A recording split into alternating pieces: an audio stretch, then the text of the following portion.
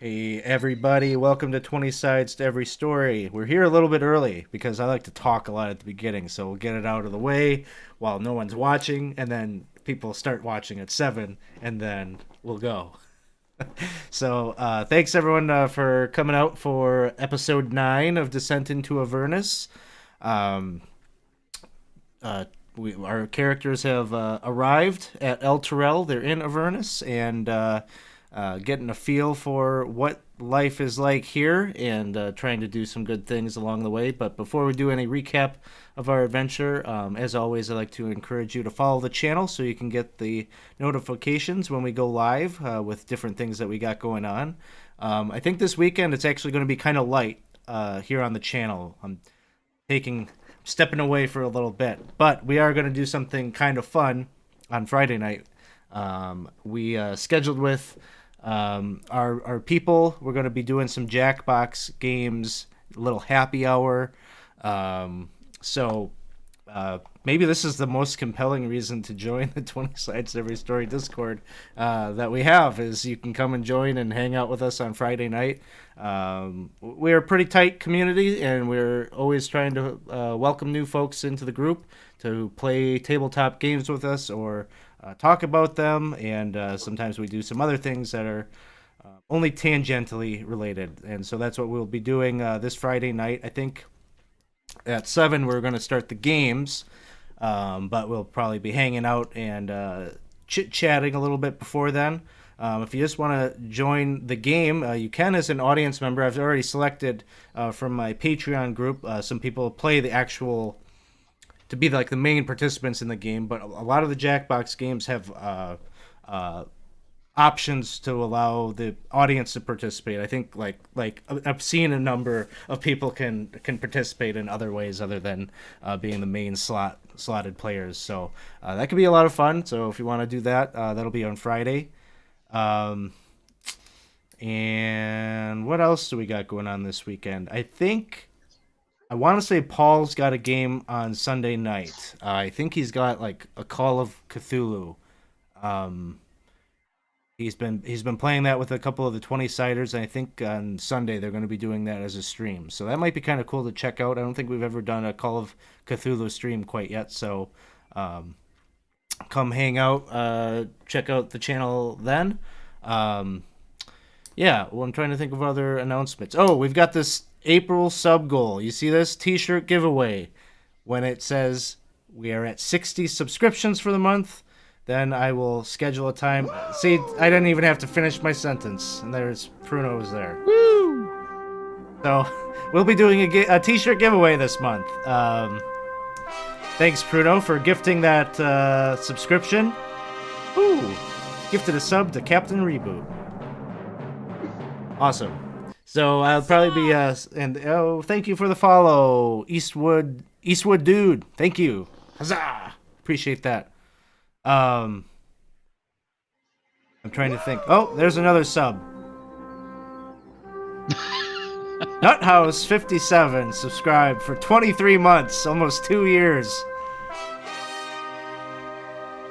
See, that's a helpful statistic because that's Cliff. So I know that it's been 23 months since we got affiliate. He's the only subscriber back in the beginning. Cool. So T-shirt giveaway. I'm probably going to schedule that during our next community campaign game. I think that's the most appropriate time to do that. And so that one is going to be on May 1st at 7 p.m. It's a Friday. And we've got some people that have subs. So talk to you a little bit about the community campaign. We run a community campaign on 20 Sides to Every Story, which is my campaign that I run with my Patreon folk and my Twitch Prime subscribers. So right now we're playing the Isle of Dread, the 5th edition conversion that Goodman Games did. And on that May 1st game, I'm looking for new folks to come join me. I've got at least one brand new player, and a bunch of veterans that, I'm trying to push them off. They've had lots of chances to play, but if need be, I'll pull them onto the bench. But I'd like to see new people. So we're doing like I'm trying this new system of getting our signups out to the Twitch subscribers. I'm trying to use the email function through Twitch, which I'm finding is somewhat challenging because people have to have their account notifications set to allow the emails to come through. Is the challenge that I've come across, and so it's going to take some time maybe to educate people that are looking to get into the games to know to do that. So if you have just subscribed here tonight and you want to play some D&D with us, just make sure to go into your Twitch account to switch that. It's you go under settings, you'll have the little cog, I think like below where your icon is when you first log into Twitch. Hit that, it'll take you to your settings page. There is a heading that says notifications, and if you click that, within there you should see the place where you can enable to allow emails to come from Twitch channels that you subscribe to or follow or whatever it says. So if you're looking to get into a game, go ahead and do that, and I'll be sending out another email with the link to sign up for the game on Sunday. And subsequently in future games too. I'm gonna try to start doing that like once a week. When I've got openings in games, I'll send it out. I always let the Patreon folks sign up first, but when I have openings, I'll be pushing out emails to the Twitch subscribers so that they can sign up too. And I try to be somewhat judicious and trying to find the people that I see that are on the list that haven't had a chance yet. I'd like to let you have a chance first. So I think that's all I've got for announcements. So yes, this T-shirt thing, we'll do that on May 1st. And Pruno just redeemed award inspiration. Let us know who you'd like to give that to. And okay. Evangeline has inspiration to start out the session. So thank you.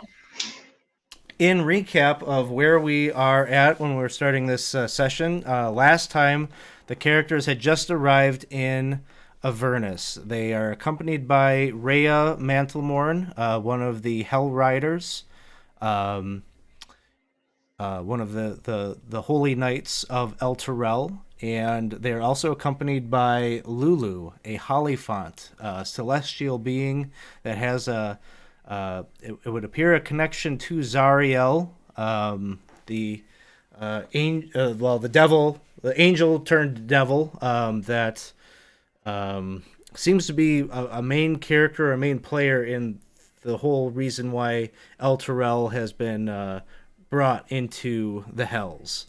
Our characters are here, partially out of kind of a mercenary kind of way to make some money. They had accepted a contract to try to find the Grand Duke, Ulder Ravengard, the leader of the Flaming Fist from Baldur's Gate. But there might be a variety of reasons. Bryn, she has made a deal with a devil called Black Cloak, who they encountered on the streets of El Terrell, handing out cookies to children. And the good reason why those are his targets to steal the souls of kids is because everyone that lives in El Terrell, when they come of age, I believe the age is 12, or I think it was 12.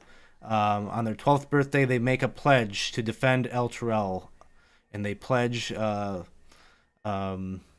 is called the Creed Resolute.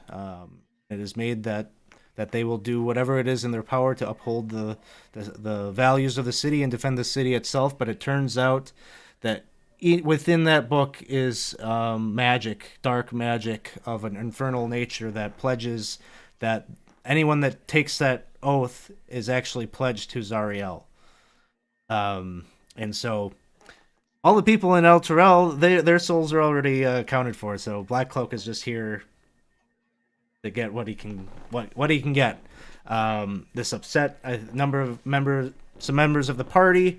They're trying to, I think Evangeline was very distraught with what was happening. And Black Cloak did give her a deal that, he would release them if if she or one of the other party members were to declare their soul to him, and no action was taken on that. But he left one of the contracts that he was doling out to the kids with Evangeline, so that is there. The party made their way to High Hall. They learned from some of the a mother and her kids that that's where they were trying to get to. Seemed to be some kind of a refuge point. And so the party was escorting her and her kids to the High Hall. They dealt with a number of fiends and things like that on their way here. They found Rhea's brother, Lalo, who seems to be kind of shell shocked. Maybe one of the only survivors of the defending force on the outskirts of High Hall. But they've done relatively well. But where we very last, they took a short rest and they found. Whoa! Thanks for the jams, man. Hey, thank you for the cheer, Winston. We appreciate that. Feeding the gem door is always good. Get some EXP. I don't just wondering what he's planning to use that for. So you had left the mother and her two kids for a moment, and when you returned back, Whoa, you thanks for the jams, saw man. that they had some cookies of their own when you returned back to them, which doesn't bode well for their long-term spiritual future. That's where we ended. Really, your goal, you learned from Lalo that the majority of the people had been holed up down in the catacombs. And so that is where you are headed when we start out here. You make your way kind of to the central worship area, and you find a staircase that descends downward some distance. And let me pop up the map for you here. Where you would have navigated to, you would have headed down, and all the way you will see desecrated imagery in the stonework, in the artistry, all of these images of Torm, of Tyr, of Helm, all kind of desecrated or defaced to, they draw, the little devilish wings on them, and maybe some angry little horns and things like that. Some things cartoonish, some things more vulgar, but nonetheless, you can see that much of this this once holy place has been altered. And you make your way. Rhea kind of knows the way, so she leads you to the main crypts. And it doesn't take long before you can hear kind of the murmuring, the echoing through the halls of dozens upon dozens of voices. And you come into this large area where hundred or so frightened people, men, women, and children, families cowered together in many of the alcoves. You're not seeing a whole lot there's not really any mighty warriors or armed figures in here. These are common folk for the most part. Their eyes are red, their cheeks stained with tears. Standing before a large font is a haggard woman. Her gray hair is matted with sweat. You can see she's cloaked, and the clasp around her cloak is one of a gauntlet with an eye imprinted upon it, the symbol of Torm. In one arm, she clutches a leather-bound tome, a book with a radiant orb of light, gold, embedded within its leather. In the other hand, you see that she wields a ceremonial mace that would probably shatter if it struck anything harder than a pillow, and she's kind of waving this over the font as you approach. And as you make your way down here, you can see Rhea moves up and places a hand on her shoulder. The two of them look at each other for a moment, and then a very powerful embrace between the two of them. Rhea turns to you all and she says, This is my friend Feria, very devout follower of Torm. And Feria turns to you all. She says, Welcome. Please, you look You look like you've had quite a journey. Please rest. I'm sure we can scrounge up some food if you're hungry. Oh, hello. Um, about the food. Does all your food taste like ash? She says, "It does. It is. It is the power of Avernus. It turns all things spoiled, Oh, food, water, and otherwise. But nonetheless, if you eat it, it will nourish you. You just will derive no pleasure from it." interesting. Um, so, um, my friends and I, were commissioned to bring you back to where you belong. Um, have you any idea how we might go about that? I wish I did, but alas, I am just here with these people. We have no leaders at the moment. Our we were here with Elder Ravengard, and he is trying to Oh, find a way to solve just what you have said, find a way out of this predicament for us. But even he is running on speculation and hopes that some of our mythos and mythology might be able to lead us to an answer. Oh, would you But happen to know where he went? he is headed to the cemetery. Um, see, an object of our faith, the helm, a helm that allowed one. It said in the legend that it would allow one to commune directly with Torm. This, oh, it is a story, but it is something that was held there in the tombs below the mausoleum, the grand mausoleum there. He went with a number of the fellow Hell Riders out that way in hopes of retrieving it, see if he could speak directly with our Lord, find some answer to the question how to get back. But I'm afraid that was some days ago now.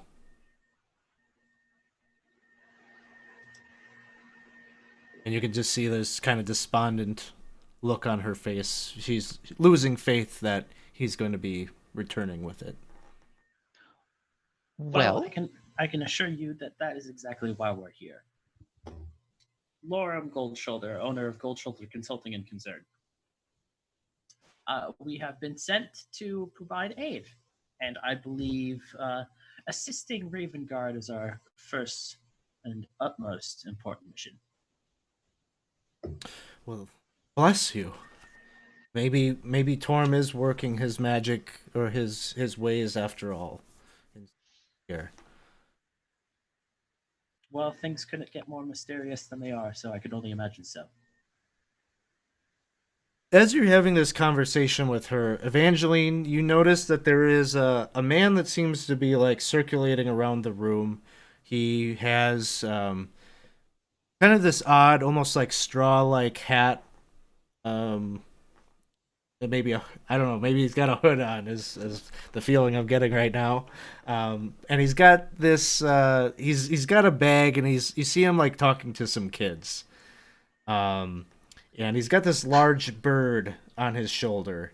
It looks, it kind of resembles like a falcon, but it looks like someone took this falcon and like took it by its legs and dunked it into a tar pit or something, and then like lit it on fire because this bird is mangy and gross looking. No. It looks like it probably smells terrible.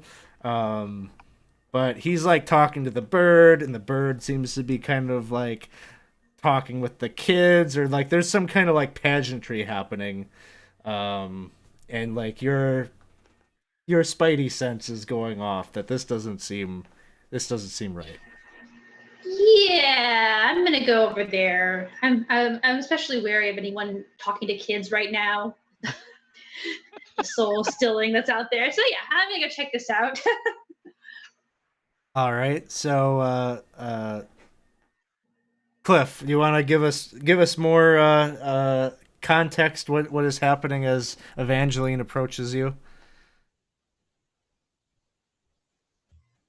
Well, There's like I'm a just there's like a boy and a girl that they're currently, I don't know, 9 and 8 years old that you're speaking with. yes, they seem like nice kids, and I got these cookies for them, and so I was Oh wondering if they wanna have some cookies. no no Really no good. no no no no no no no no no cookies, children, shoot shoot! And I'm like batting them aside and no. Why are you offering cookies to children? I mean, Gosh, to be fair, that's a nice thing to do. I I always thought it was nice to share, and they seemed These like they wanted some, so these you cookies come want with some? strings attached. I can No give some to you no. if you want.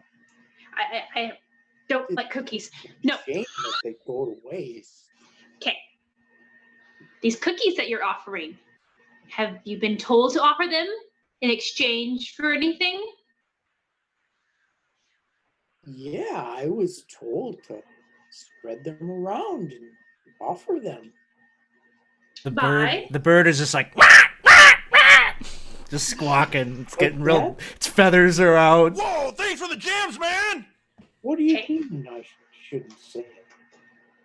No, I think we need to know who told you to give the children cookies. Well, The bird is like Fred, giving you a dirty tell him. look, BB. Don't be mad, Freddie. She's a nice lady. I can talk to her.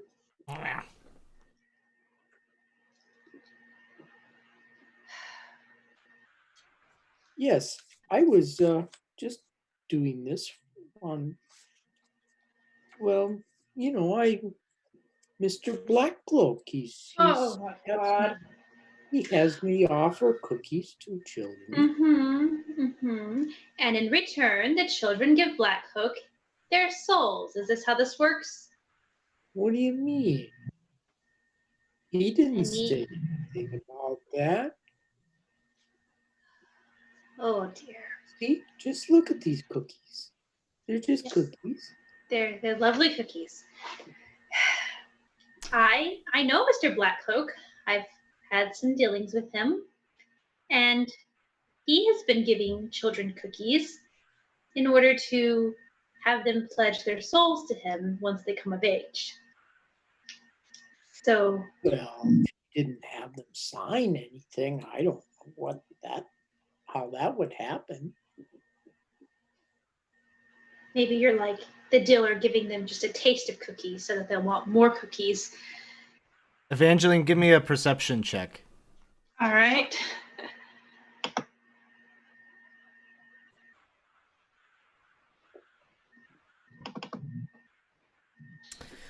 So you like had run over and like swatted these cookies out of the hands of the kids who have scurried away because you frightened them a little bit. I'm scary.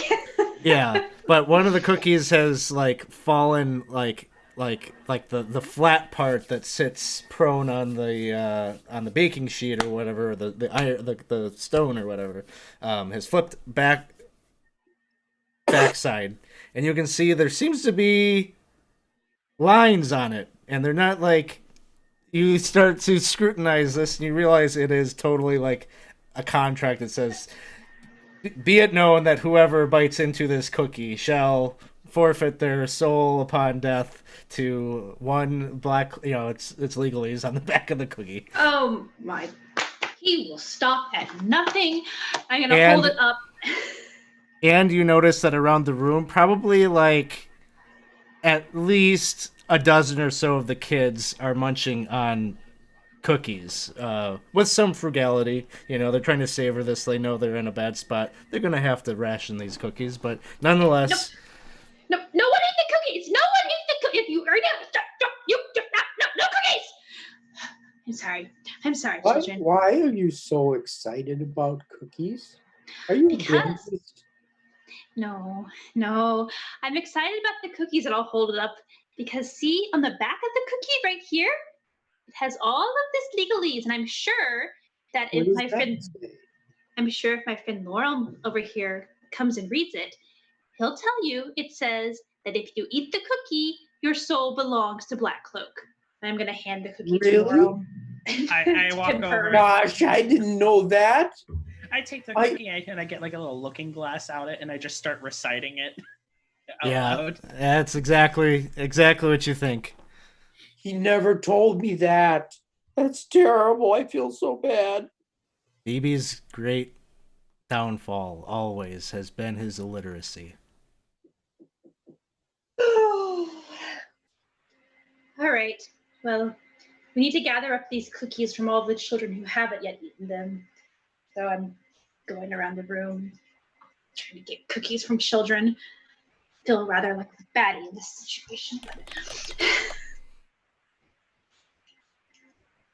Freddie told me it would be all right. You were wrong, Freddie. Bad Freddie.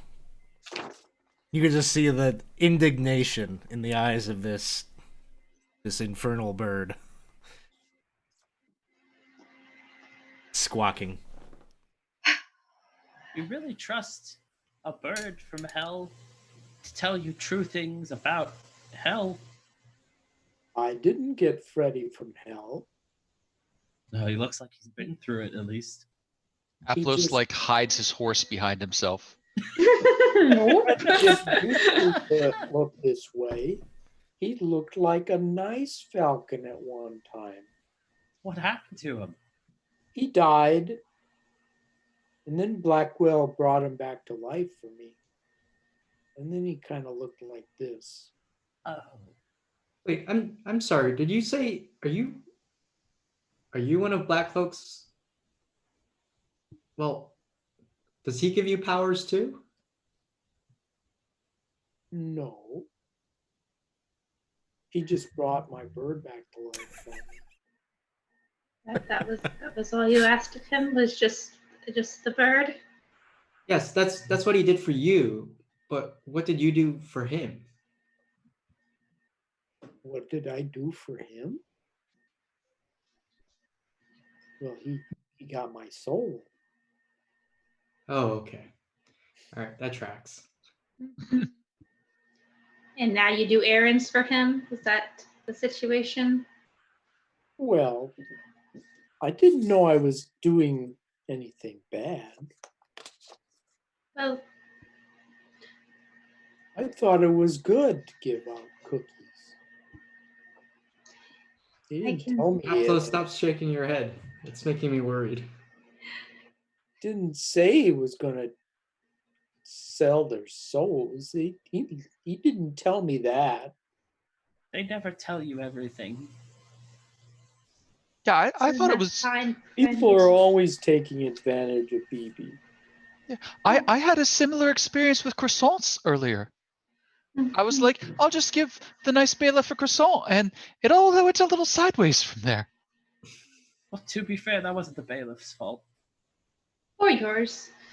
But it seems like this fellow has a similar situation where he's passing out baked goods, and then death happens. That seems to be an ongoing theme with us. That's concerning. Can I do anything to make it up for? To redeem myself for doing bad? Oh, you can always redeem yourself. Why, Yeah. yes, indeed. And in fact, I think I know a perfect way. You see, we are always recruiting here at Gold Shoulder Consulting and Concern, and I'll produce a slightly burnt business card out of my crispy. pocket that I realize now he can't read, but I hand it to him anyways. I can read a little, but sometimes people have to help me with big words. Oh, this one's it's just the name of my company and some minor legal information in the corner. but we are always recruiting and looking for help. You see, I think we have to take a trip to the cemetery, from what I've been hearing. And you've been here longer than us. Perhaps you could help us show us the way. The cemetery, huh? I don't like to go there, but I guess I can help you. That would certainly be a step in the right direction to redeeming yourself.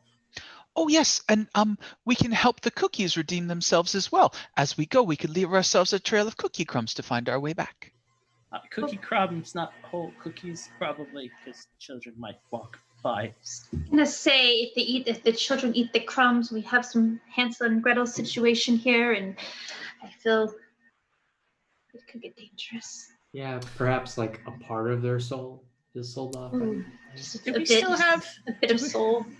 Do we still have that bag that goes straight to the guild? Right. Can we No, just start no, you wouldn't funneling have them that cookies? Oh. If we had that, we could just start putting people in it, you know? Evangeline, you kind of feel like there's like an aura or something coming from your pack. All right. And when you open it up, you can see like the contract that Black Cloak gave you is updating itself with the number of souls. Like there's actually a number of, it's like, you know, originally it was like the 3 children's souls that he had collected so far, and it has since ticked up and become like the number 18.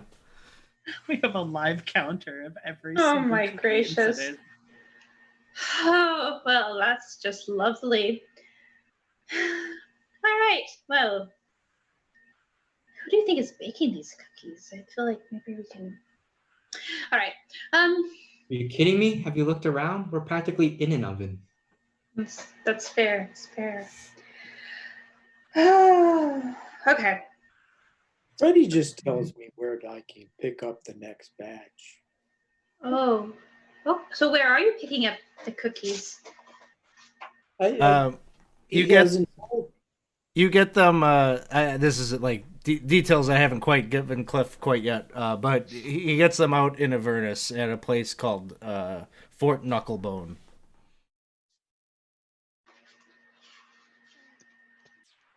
That's not at all intimidating. Hmm. I don't like that at all. There's a nice old lady that he gets them from. At Fort Knuckledon. Okay.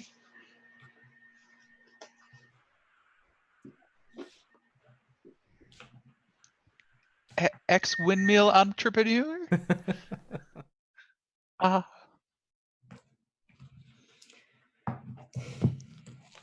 And how long have you been helping out Black Cloak? Oh, ever since he took my soul. And that would be It's been a while. I can't remember exactly how long, but It's at least 18 children ago. Mm-hmm. and Brent just gives him like the once over and like is just mentally thinking, so this is what happens when you turn your soul over to Black Cloak. Well, I suppose we'll just have to stop that from happening to you. But on the note of graveyards, I suspect, as we are actively in hell right now, we may encounter some more fiends and undead. And it strikes me that we're in a temple. Would this temple happen to have any holy water remaining? And the woman Feria, the acolyte of Torm, gestures to the font that she was just blessing, and she says, "You could take whatever you can carry. If you have any flasks or receptacles, I'm sure we could scrounge something up to help out. But if you needed additional, and they'll be able to kind of scrounge up enough for each of you to take one flask themselves. And if you want to fill up other receptacles yourself, you can certainly do so as well." I take a vial that I have on my person, and I will also fill that up. I have a flask, and I'm gonna fill that up. I will take my oil flasks. I will fill up all the lanterns that are around because I feel that oil flasks are going to be less effective than holy water flasks. And then I'll fill that up.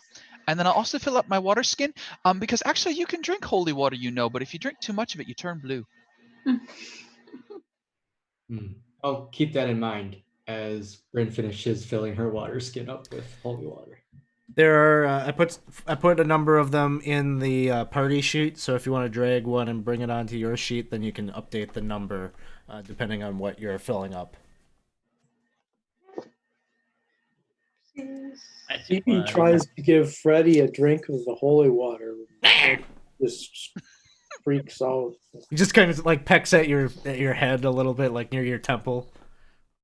Takes a bit of flesh. He's nasty bird. Okay, you're not thirsty. You didn't have to do that.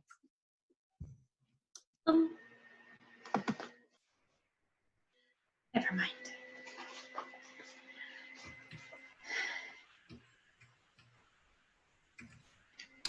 All right. So as you're filling these things up, your plan is to head out. You want to make your way to the graveyard so that you can hopefully run into chase after our target. Yes. Well, Raven not Guard. letting anyone know it's our target. So before we do head out, we had a little nap back there. Is anyone else feeling like sleep? I don't actually sleep, but I was thinking of a good long meditation. Oh, that actually would be rather nice. I could go for that as well. I mean, he has been missing for some time now, so I don't know that. Are you an elf too? I am actually. And he takes off his big bucket helmet that's like on this huge, like flowery, viney armor. I am. See the ears. Oh, so am I. Oh, are you? Where are you from originally? Well, I spent a lot of time near Shutter Mountain. Oh, I can't say as I'm familiar. Is that in Faerun or in the Fae or otherwise? I'm not sure. It's just a mountain that I lived by. Ah, yes. So I I don't don't suppose really you happen to know. have one of these pieces of paper that tells me conveniently what your lineage is. Noble? No? Oh. That's all right. We'll sort it out at the next gala. Okay. Does I'm do invited.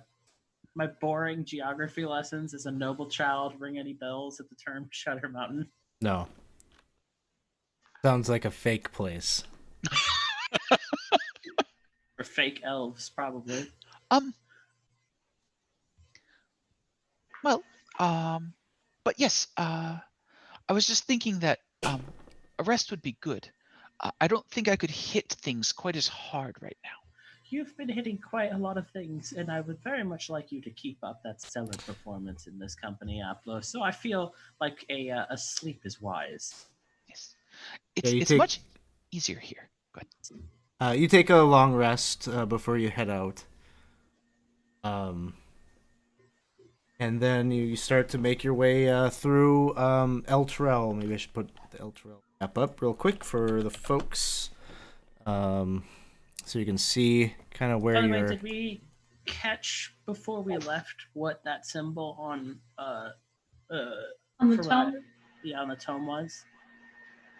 It looked like it was a stylized version of the companion. Oh, okay. So probably, you probably can guess that actually is the book. That is the book that contains the names of all the people that have pledged the Creed Resolute.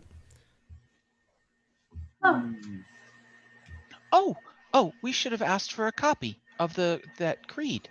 Or did we already have the creed? I think Rhea can recite it for us, probably. Yes. And actually, that's a good point. Rhea is going to stay behind with these folks, with her and her brother. They don't really have any warriors that are left alive to defend them. And seeing that you have BB going with you, it seems like you've got a strong enough group probably to go after Ravengard. So her and her brother are going to do their best to um, be the scouts and protect all the people down in the catacombs. Okay, so you're heading out here from the High Hall, and basically you will have to traverse over back down into the streets and get to the western side of El Terrell, where you'll find this just big large grounds where there are mausoleums and tombstones that are kept within a 10-foot high wrought iron fence that surrounds the resting grounds of the people that have been laid to rest here. Um, you will be able to find that, of course, with the move of El Terrell from the material plane to Avernus, has considerable damage can be observed in many of the plots have been even kind of like ripped open. Um, Mausoleums crumbling, their gates wide open, and so this is kind of a common scene all throughout. The land is just kind of disjointed and almost like a minor earthquake had blown through this area. Um, and in the midst of all of that, you can also see that there's like severed humanoid body parts littering the grounds, hands, maybe a severed head or two. Whether this is caused by anything related to the devils, or if it was just like because of the seismic activity that this has happened, maybe a little bit unclear without further investigation. But nonetheless, you start to walk through the gate, and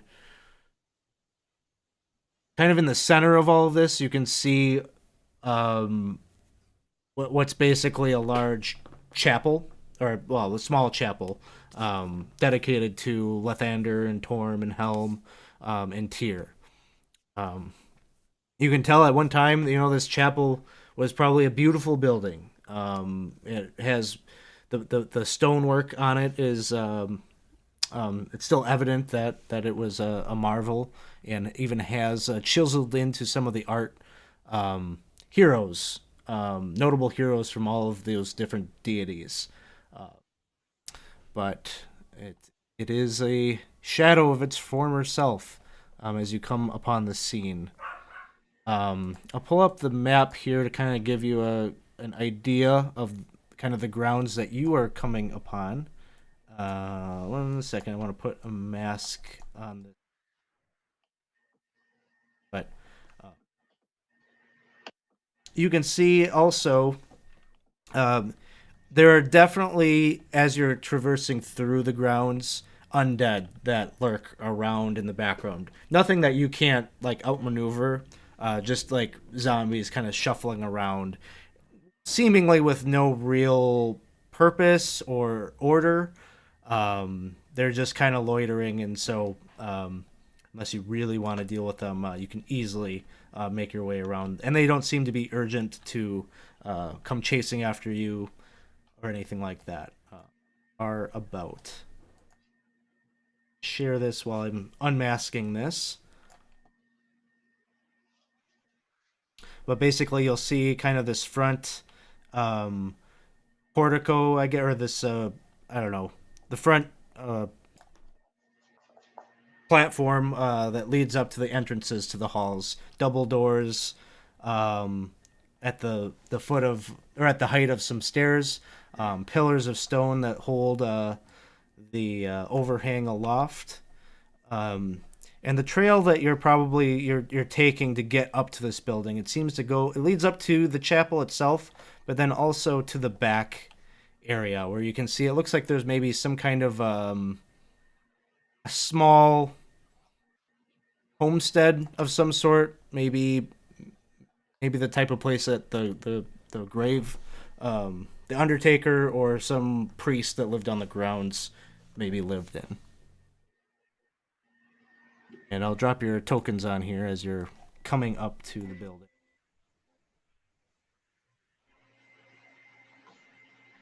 You know, it's a bit sad how quickly these human constructions fade. Yeah, but still looks nicer than Baldur's Gate. Yes, it does. And to be fair, it was dragged into hell, so that probably hastened its fall just a bit. Mm-hmm. I think that's No. everybody.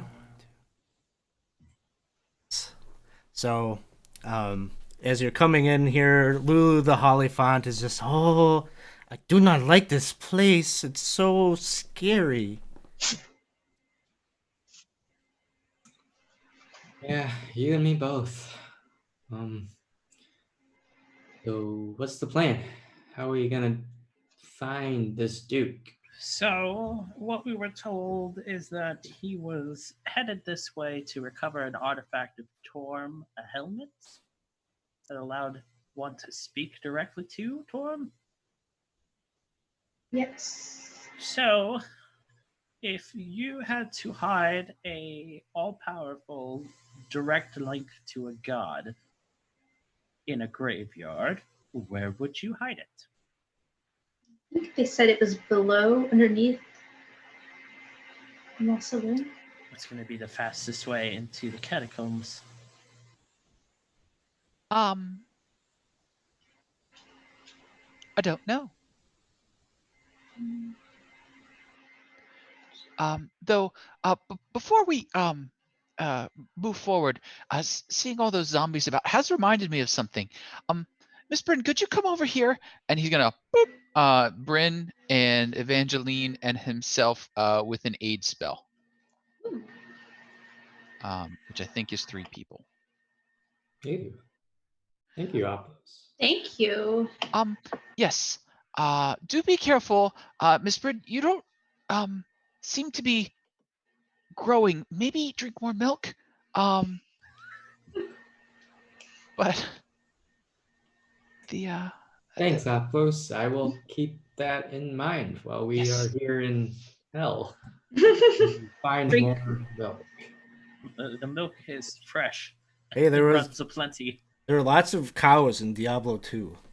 it's a whole level. So does aid give temporary hit points, or what does that do for us? Aid increases your maximum hit points by 5, Okay. which is effectively temporary hit points, but you can be healed for it. Ooh, Um, okay. Gotcha. So if you have something else that gives you temporary hit points, it also stacks. Oh, nice. Okay, cool. Yes. Thank you. So, as you're kind of maybe discussing a little bit about what to do and things like that, you do you're close enough to these pillars that you can see that each of them has in the molding or the craft of the stonework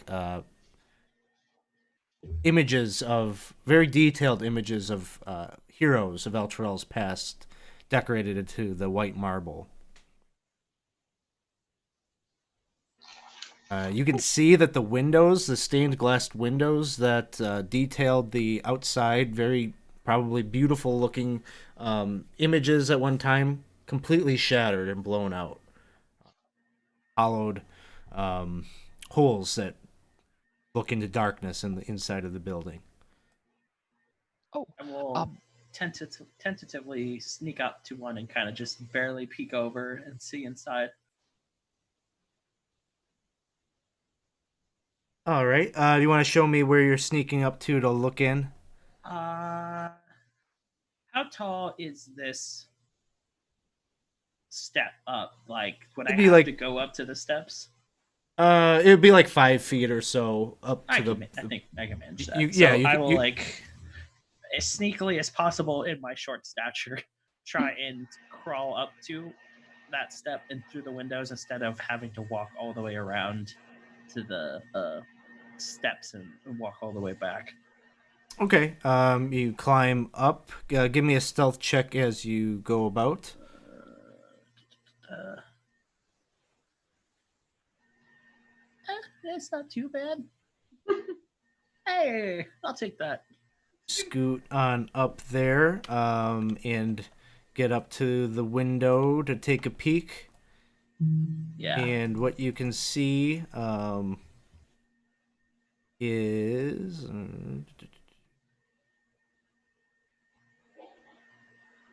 probably about like this. And you're gazing upon. It looks like you can see this chapel was all of its furnishings and benches and things like that are just splintered pieces of wood that have fallen amidst the glass on the inside. It seems like there's been probably partially been damaged maybe by the trauma of the whole city being transported, but also you can see that there's just kind of blood and gore about the room. The husks of what seem to be like maybe demons, amidst also maybe a few humanoid looking soldiers or warriors.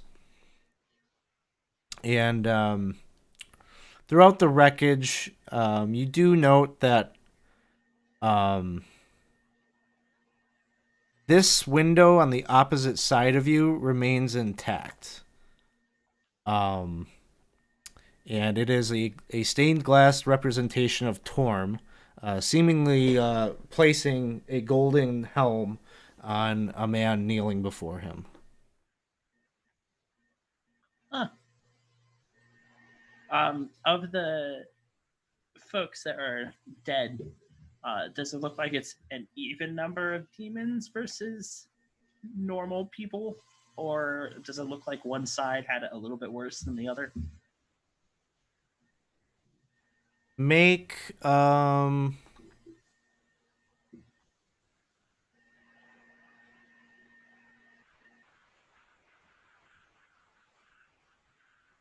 make a medicine check as you're trying to determine that. Hmm. It seems like there's maybe 6 or so of these demon-like creatures, and you see the bodies of maybe 5 or so humans. Did it look like the bearded devils that we've seen? Are they demons or devils? Make an intelligence check.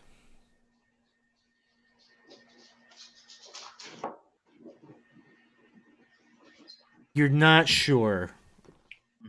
They don't look like the bearded ones that we've just recently encountered. Or the Doesn't look fighting like ones. anything that you've encountered yet. Okay. I will, and nothing's moving. Everything Horned looks horned like it's creatures that had battle axes. dead. And everything looks dead. Like, doesn't look like it's moving. No, nothing looks like it's moving in the room. It's pretty nasty looking. Stillness. I will scoot on down back to the rest of the group then. There was some carnage in there, but it looks like it was a pretty even fight. There are devilish things or demons, I can't tell. There's non-good things dead on the floor, as well as what I assume were decent people. It's just a chapel. There's one window still intact, and ironically, it's a window depicting the thing we're after. Oh, That's a good sign. Jinx. Yes. So I would assume somewhere in this chapel is a way to access down below. So, shall we go in then? Yes. I wasn't able to see where the doors led, right, from my point of view. You wouldn't be able to see that without maybe sticking your head in there. Yeah, I wouldn't have done that. So, Did you happen to notice how high the ceilings were? sure, they were. How high were they? 15 feet, we'll say. Um, I was just asking. I didn't want to have to duck while riding Stevia. Did you name the horse, or did the horse tell you his name? Oh, his name is Stevia. He's a very sweet horse. Is that so? Are you a sweet horse, Stevie? The horse and Freddy have probably been getting along swimmingly. A little bitter too, though. So. Yeah, How does Imsum you feel? cannot talk to them. He stays with me. Imsum is had a shot at the party mascot, and now No. he's got some serious competition. How he's feeling? Yeah. Mhm. First it was Lulu, and then it was Stevia, and now it's Freddy. Yeah, we're just racking up creatures here. You know, Imsum spends so much time invisible. Maybe Imsum is just fine, letting everyone else, take the attention away. Mhm. Imsum's like slowly passing out cookies. Mhm. He has one cookie, and he's been leaving a trail behind us this entire time. Got to move up I that check pyramid. My check my bag and see, the counter clicking up. Well, through the front doors, I guess. Everything was dead in there. Oh yes, I think the front doors. The window would be more dramatic, but well, I mean, it is still a rather nice building. Well, the windows are already broken. So, either way. Okay. So Aplos will go over, and he'll lead Stevie over to the window, and then he'll take his great sword and like shunk shunk and knock the lead and whatever's there, and then he and Stevia will step in. This is a great big window right here, right? Yeah, I mean, it probably is good for that. You could probably make that work. The horse has to scrape itself over some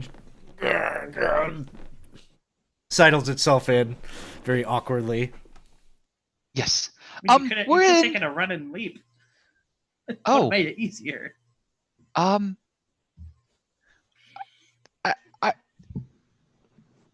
There's a lot of dead bodies in here. That would make an awful mess. You could probably come out and try that again. As I'm starting to walk over to the window. There are bodies all over the floor. Like a warhorse at top speed would be a very splashy event, right? I'm pretty sure there's already a lot of splashing in the room already was had. But the horse is just like, I did it the way I did it. You want to question me? Yes. Hello. Is anyone alive? And he'll just tap things with his lance, hello? Hello? You see, as you're kind of tapping, some of the bodies maybe, you can clearly see as you're getting closer now, you can see that these are warriors that have different emblems on their armor, whether it's the gauntlet of Torm, if it's a symbol of Helm, whatever. These are all different paladins of different faiths and things like that. And as you're drawing close, that's not a good sign at all. No, you're like, are they now? Don't do that. the bodies of the demon-like creatures start to tremble a bit as their skeletal frames kind of rip from the flesh piles that are heaped up around the room, and 4 of these kind of Minotaur-looking skeletons erect themselves up, and that is where, 3 stand up, and that is where we will roll initiative. I guess we can make BB as a friendly now. Freddy is as friendly as he'll ever be. here. I fire a quick inspirational thumbs up at Aplos as I see these things rise up behind him through the window. So yeah, maybe on your turn you can do Okay, that. yeah. Did all 4 of them roll 20s, or is that a group roll? I don't want to deal with something that rolls 4 20s. No. It's a group The holiday roll, has so already they're all passed. Okay. yeah. I was just saying Um, 420. So the first one picks up its battle axe and its great axe and moves forward, charging as it does.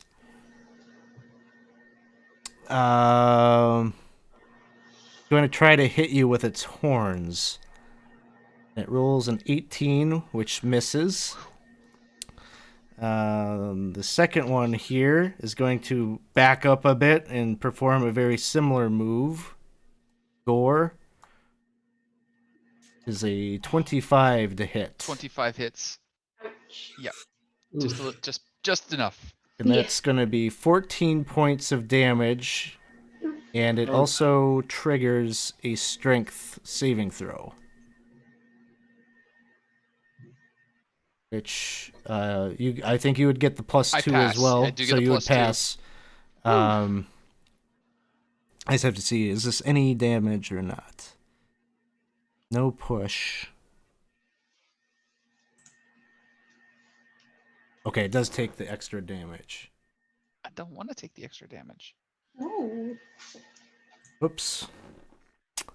That wasn't the effect I was looking for. I'm just going to have to manually roll this. So it's an additional 10 points, and I'll put that on. Ow. And then this third skeleton has the great axe. It swings with that. That is a miss.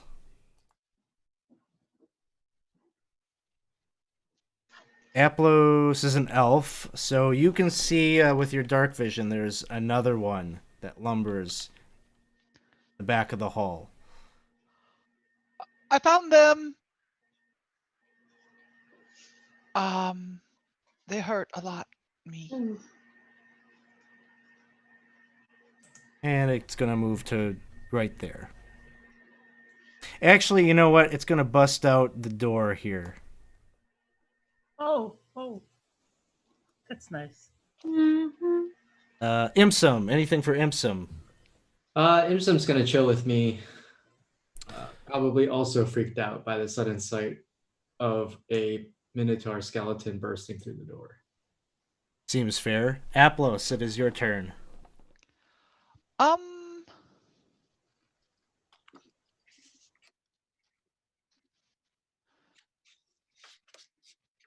Um. Hmm.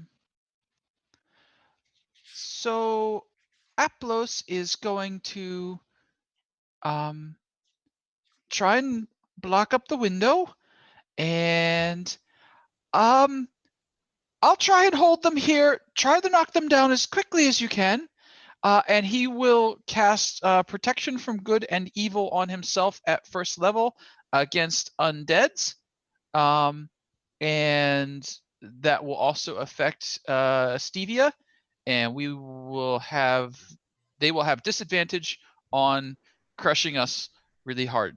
And then Stevia will try and stomp on this Minotaur skeleton number 1 with his hoofs.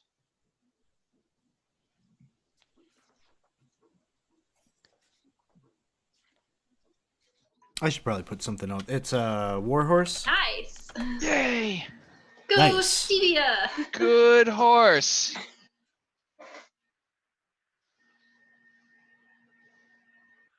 Awesome. Oh, they're allergic to horse hooves. I don't know if you carry any of those, but they're lucky. And that'll be that. I think that horse does more damage on average than I do. Lulu is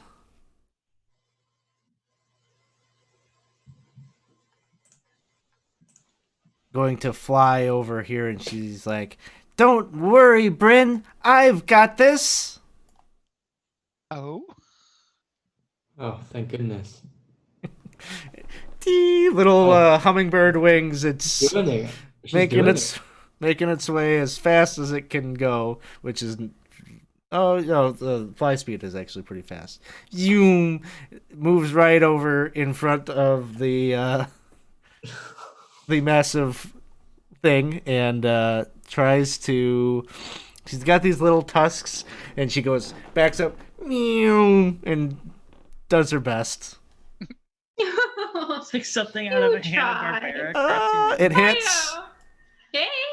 Oh, max damage, 6 points. Wow. Go, Lulu. She goes and like goes speeding forward and like chips a piece of its like horn. Like the point just gets dulled a little bit and falls and droops down. Okay, I admit that was impressive.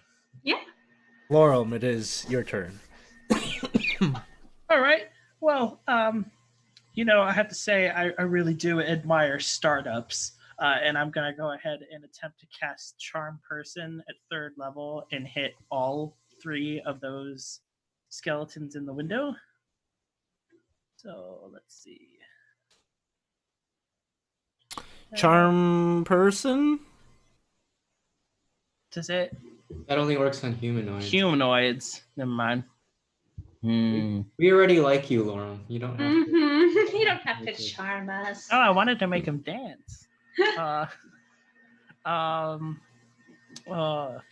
let's see. So in that case,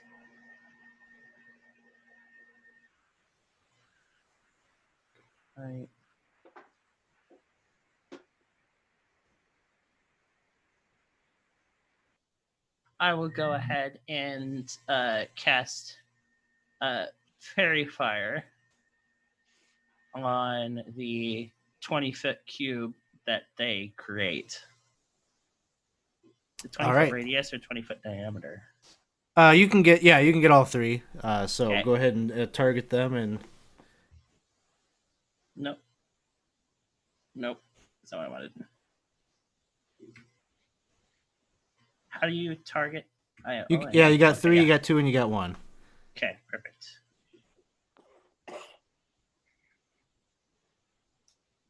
Oh, but for some reason it didn't do them all. Just drop the saving throw then on 2 and 1 yet.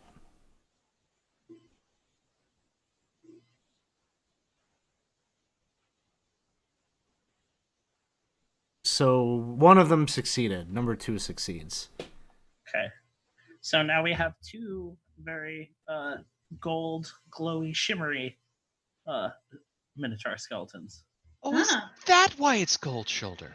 Yeah, you like that? And then I'll go ahead and grant, as a bonus action, I'll give Atlas a point of inspiration for the light bulb going off and realizing that that's what that was from. And all right. BB, it is your turn.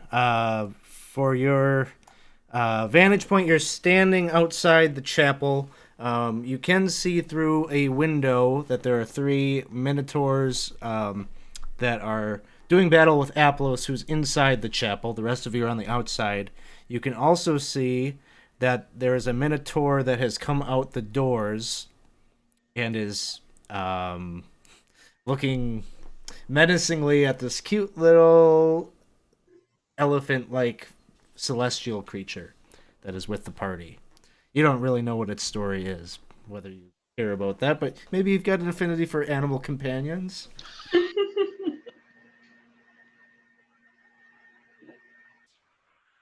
Nope, mute. Yes, BB is he sees the 3 enemies and he thinks that's the worst threat. So he's going to cast Shatter on the one that's closest to him. All right. Shatter is an area of effect, I think. I think it was something else. I think you could It's get an all area three. effect. He could get all. You yeah, can get all yeah, three. all three. Yeah. So let's see. Con save is what you need from me. Yeah, I believe so. All right. First one fails. The second one fails. Third one, all three fail. Nice. Go ahead and roll me some damage. And this is bludgeoning. It's thunder damage. Oh, thunder. Okay.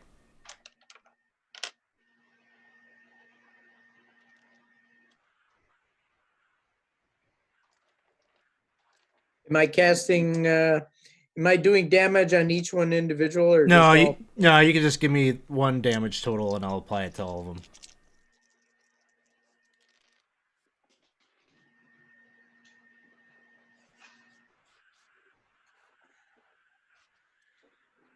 Okay, that's 12. 12. Okay. So there's kind of a thunderous boom in the room, and you can see a few of the rib bones and things like that start falling off of these creatures, but they are still up. All right, Evangeline, it is your turn. All right.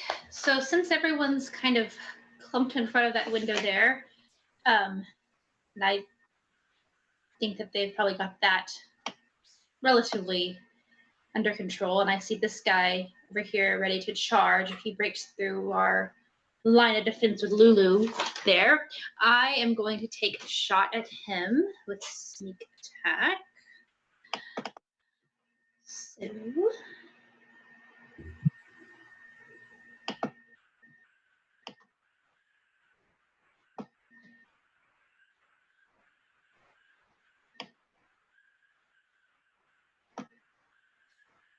Nope. That's not going to help though. And so I will tell give Aplos help and just say, just hit them as hard as you can, Aplos. That's my turn.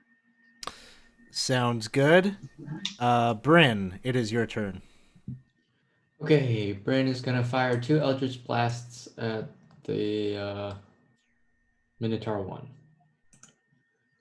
Let's see. That will hit. Yeah. Nice little assist off the fairy fire. 9 points of damage to number 1. It's looking pretty rattled, pretty beat up, but it's still up. All right, one more. All right, that one will hit. And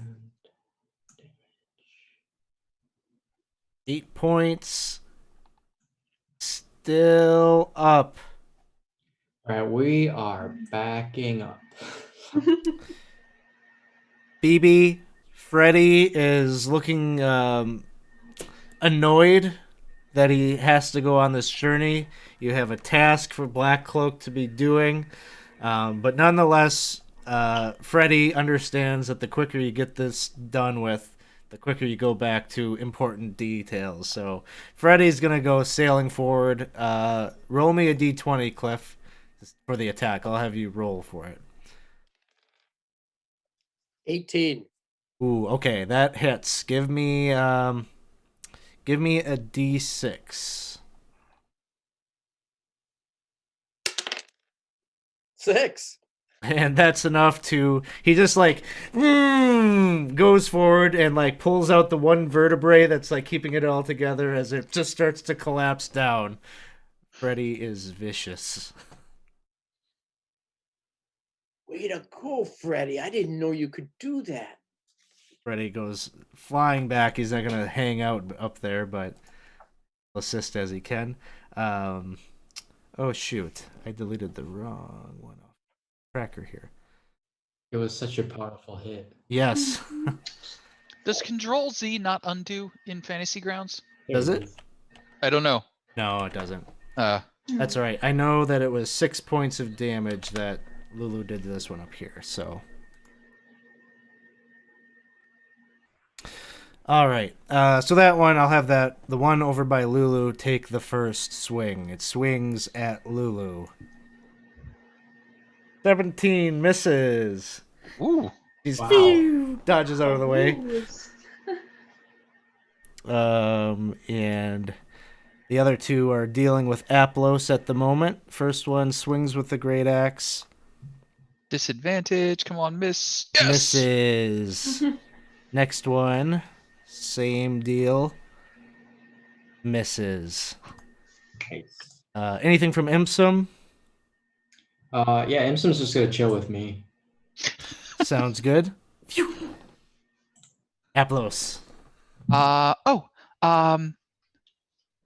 And Aplos will swing. He too close. He drops his lance, pulls out his quarterstaff, and whoop, tries to punk the fairy fired skeleton atop the head. 18 hits. 18 hits. Quarterstaff damage for 1. And then the warhorse. Come on, Stevia. Yeah. Yeah. And then we're just gonna shift up a little bit so we're making sure they can't get out and just sort of blocking off the path there. Sounds And that's good. Lulu is doing her best with her tusks and swings, hits again. 4 points of damage. Lulu's a beast. There we go. All right. Lorem, it is your turn. I am going to pop over here and see that one of them is not doing so hot. And I am going to go ahead and let's see. I'll go ahead and just cast Vicious Mockery at it. It fails. Hey, it's the first time. Woo! That's it. Yay! Yay! Let's have a pile of bones take psychic damage. You get feel really self-conscious about how bony it is. Yeah. All right. So I'll do that. That'll be my turn. BB Beekman.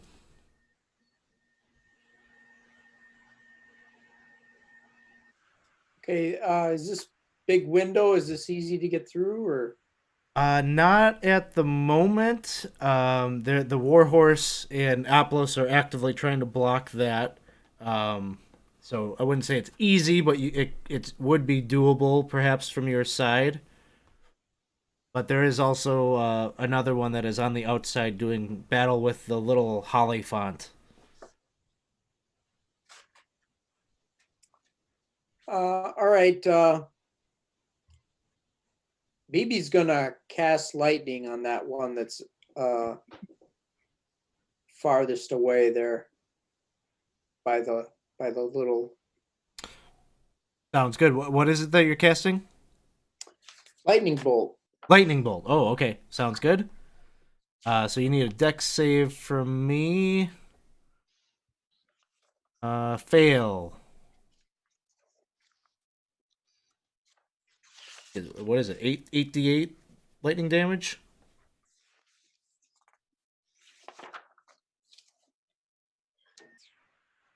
Let's see, that is 8d6. Oh, it is d6. Okay. For some reason, I was thinking it was different than. See if how many I got here. Let's see, 6. 7.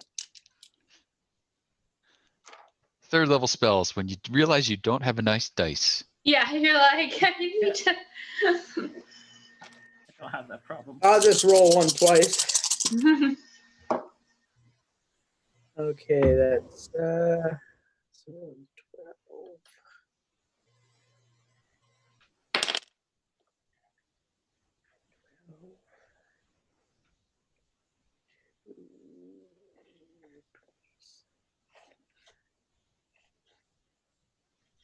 33. 33. Ooh.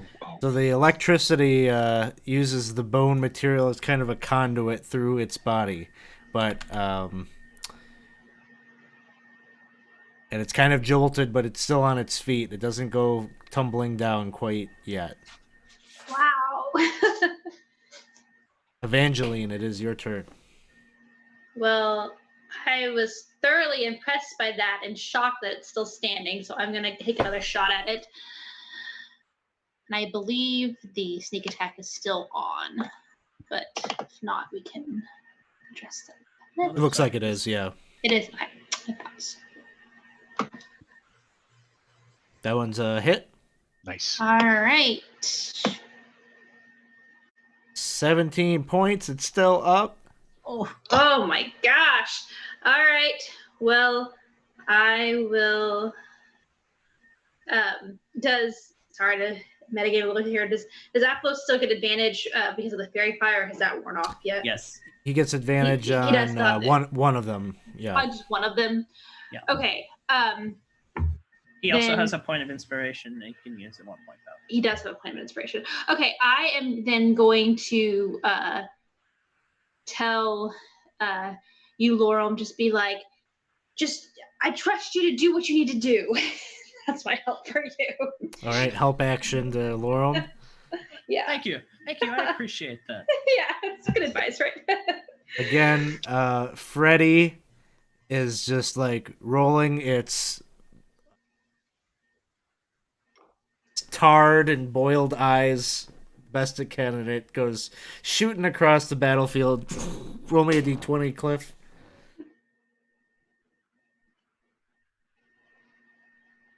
You're muted. Mute. Ain't gonna do it this time. Roll the 2. Roll the 2. Oh. Okay.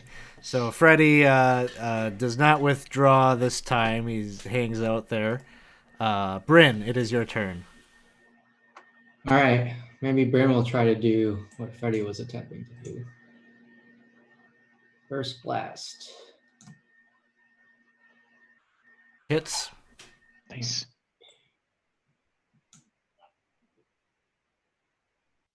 And it's still up. Yep. Oh my gosh. Second blast. All right.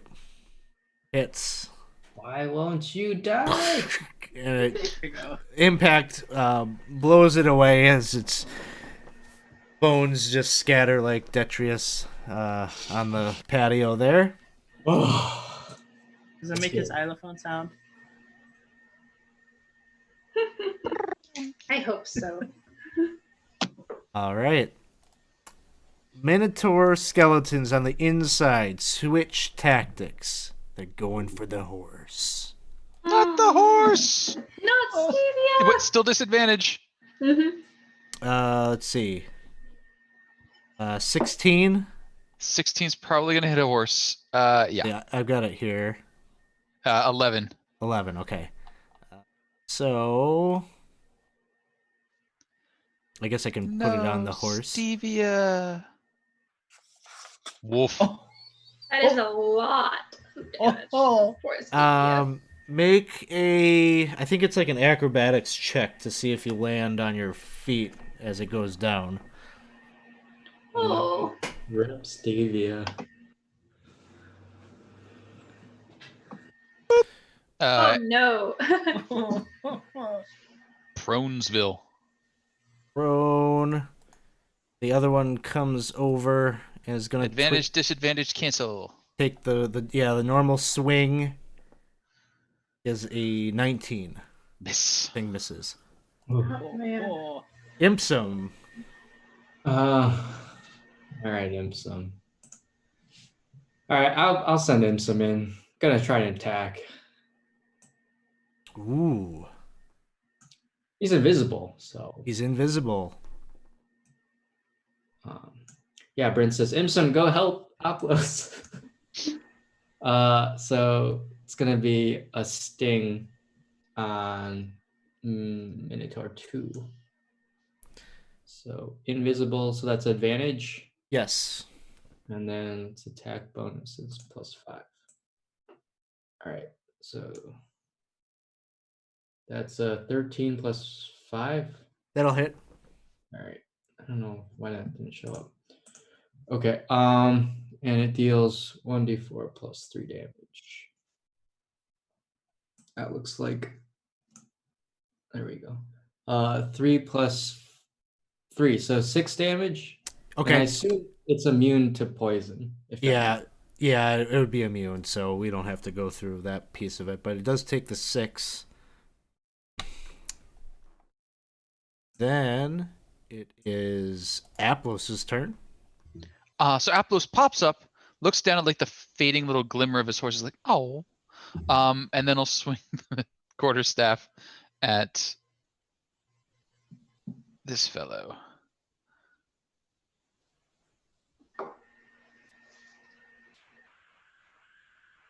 And Hit. Boom! That one goes down. Yay. And then he'll turn and brandish his quarterstaff at the other one. That's it. All right, Lulu is celebrating the win on the outside with Freddy, and Freddy, like a older brother that's too cool for it, is just like not having it, turning away as Lulu is like trying to do a little high five thing with the trunk. No. No respect. Poor Lulu. Laurel, it is your turn. All right. Let's see. I feel like Aplos has this covered. So I'm going to go ahead and cast Healing Word on him and then just back up. Thank you.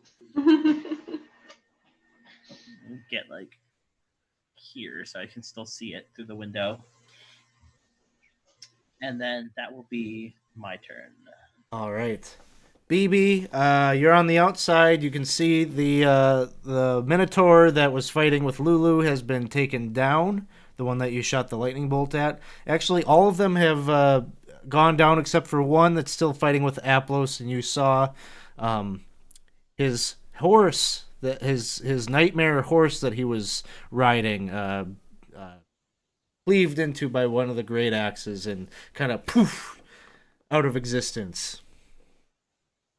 Oh, that wasn't right. Freddy fires a firebolt at him. All right, 16. that'll hit. That should be 2d10 now, because you're a 5th level character. 11. All right. So you muster up, the sting of losing your familiar companion, and you fire off a palpable blow with your firebolt, which hits the Minotaur. Anything else? No, that would be it then. Evangeline, it is your turn. All right. So I'm just gonna step right here so I have a view into the window of Minotaur, and I'm going to take a shot at him. Still with sneak attack. That's still on. It should be.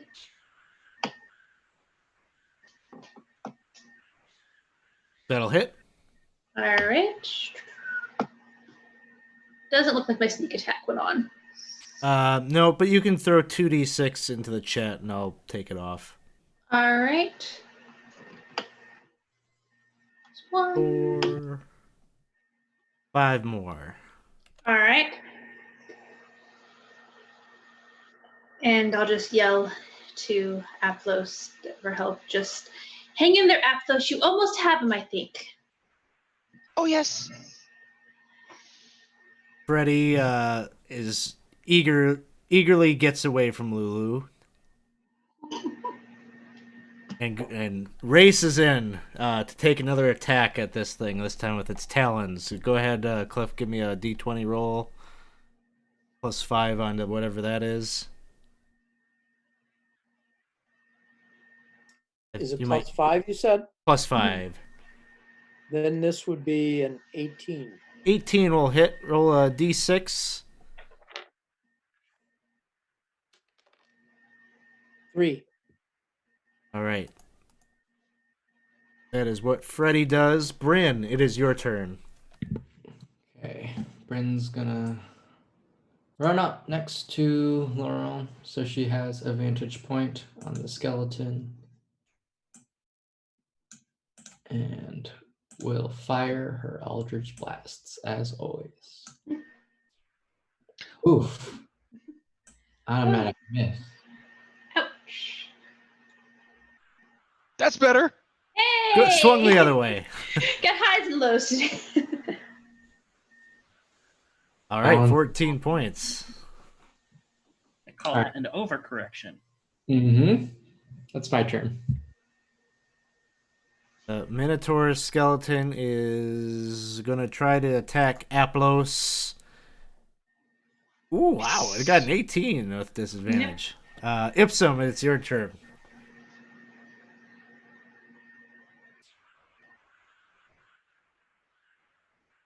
Mute. All right. Bryn says, Imsum, use bite. It's super effective. It hits. 1d4 plus 3. All right. So add 3 to that, so 6. Nice. Still up. Turns to Aplos' turn. And I did get advantage from Evangeline, Yes. right? Yes, you have advantage now. And I shall smite thee. Be smoted. Or don't. That one misses. JK. That's it. Do you have extra attack now, yeah? Oh yeah, I do. I'm dumb. Also, Alex, I just realized the moment he attacks, his invisibility goes off. So Oh, okay. Oh, okay. I did get him with that one. Yeah, you did. You also have a D8. How would you like to finish it? I just sort of like insert the quarterstaff and then just rattle it like bang, bang, bang, bang, bang, bang, bang, bang, bang, until it falls apart. Like Just the leverage. Piece by piece. Yes, just like It's like popping off. I just met Stevia. And he looks around. He's like, oh, I'm sorry. And he walks over and he pulls his lance out of the corpse that it just dropped point first into. And he's like, I didn't mean to do that. We'll get you a funeral.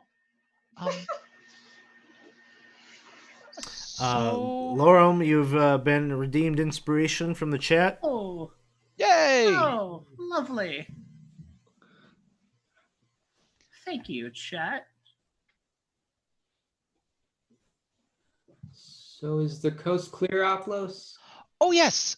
Well, I say that, but these things did look dead a few seconds ago before they ripped their own skeletons out and stood up. So he's just got his quarterstaff and like he's just like smack on each of the devilish looking ones. Like, this one seems not moving, not moving, not moving. And he'll like take a little bit of holy water and he'll coat the end of the quarterstaff and then like bang, bang, bang. You That's thoroughly actually smash good. up these bones that have been now blessed in the smashing that is ensuing. They seem thoroughly inanimate at this point. Aren't skeletons and things supposed to be in your wheelhouse? Or out of your wheelhouse, specifically? What? Aren't you, like, you're religious, right? Don't undead things not like religious things? Well, I'm not particularly religious. I'm very hopeful. Optimistic, some might say. A great deal of belief in the good in people. Gods, however, are a bit So you're a humanist paladin is basically what we're getting. humans.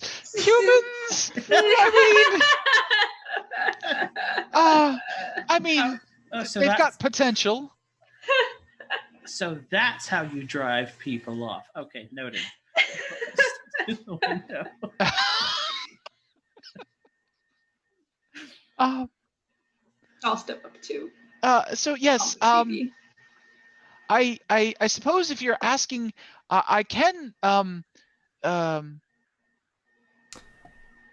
abjure certain creatures, particularly those who have broken the faith. Those who have escaped their oaths to the Feywild, and of course fiends. But undead, I mean, they don't really have a choice in the matter, so it would seem rude to insult them. Is perhaps how Aplos feels about that. Oh, okay, all right. Fair. I didn't write these rules. I don't know why undead I can't turn them, but I can't. But I smash them real good. You do, and that is exactly why I hired you. So onward. Yes. I think I will want to upgrade my quarterstaff to a warhammer, though. They were a bit heavy, but I can see the benefit of them now. Whoa, thanks for the jams, man! Smash. Yes. So Pay the toll. Thank you for the cheer. yeah. You can see the oily bird Freddy is like tugging at this curtain over here. He's very impatient with. He wants to get out of here as quick as possible, so he's moving to the quickest doorway that he sees. I will go ahead and cast Mage Hand and kind of push the curtain over just a little bit. We'll send the bird in, and if anything happens to the bird, then we know not to go in there.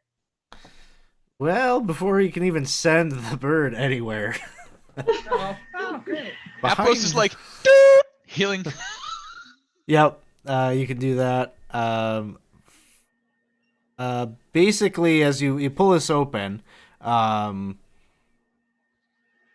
you can see this inner chamber is scattered about with the shattered remains of wardrobes and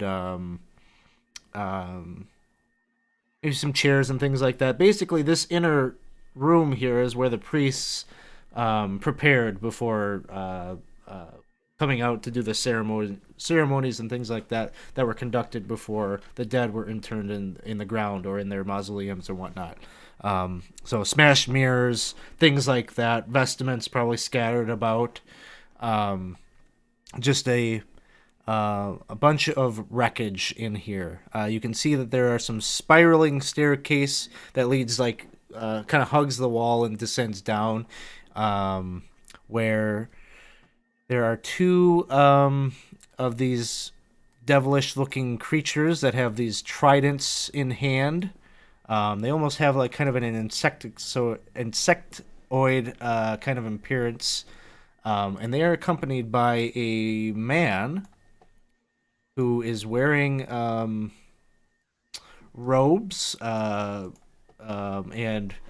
vestments that are very colorful and kind of evoke. You can see some of the jewelry and things like that he is wearing. Looks very common to maybe some of the faithful of El Terrell. But his eyes kind of have an underlying, like, kind of infernal glow to them. He kind of looks at you as you pull the curtain aside, and he looks out. It almost seems like he was kind of like listening in or waiting for you to, maybe he was spying on you, trying to assess who it was that entered into the chapel. And as you pull it aside, he says, "Are you friends of the demons, or have you come? Who sent you? Are you more from Baphomet?" I don't know what any of those mean, so I'm assuming that's your answer. No. You just wandered in here? Be gone! I have no quarrel with you. And we have no quarrel with you either. Well, maybe. Did you happen to do all of this? Indeed, I did. Ah, slew the invaders. Which ones would you consider the invaders? And he points to the heap of bones. Demons, the worst kind. Well, that's yes. Yes, agreed. Yet we are also against the demons. So Yes. Gosh, demons. Yeah.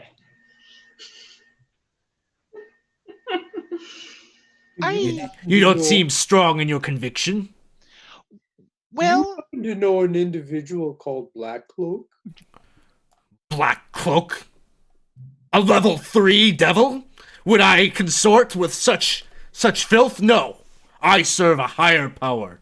Zariel is my master. Oh, Yeah. so you are you close with Zariel? I would do whatever she asks of me, which is what I am trying to do but I don't need these interruptions. I am trying to conduct our business. I understand that. And what business exactly would that be? I'm just trying to understand if our goals might align. You don't need to know what my business is, but if you're... Are you with those... What are you here for, exactly? More of a who? Yes, and I will go ahead and I will push forward here. We have potentially similar goals to see. We're after a certain individual who, let's say, was previously working for Zariel, but we have some reason to believe that perhaps he is not doing everything that he could for her unholiness. So we are been sent to locate Ravengard and take him out. Get his soul over to Zariel a little bit faster. He looks at you and he says, Aldergard is not of El Terrell. Am I thinking of the wrong NPC? He's the Duke that from Baldur's Gate that we're supposed to fetch back. Yeah. Oh, yeah. Okay. He's Never mind. sorry. I didn't say any of that because I got the NPCs mixed up. But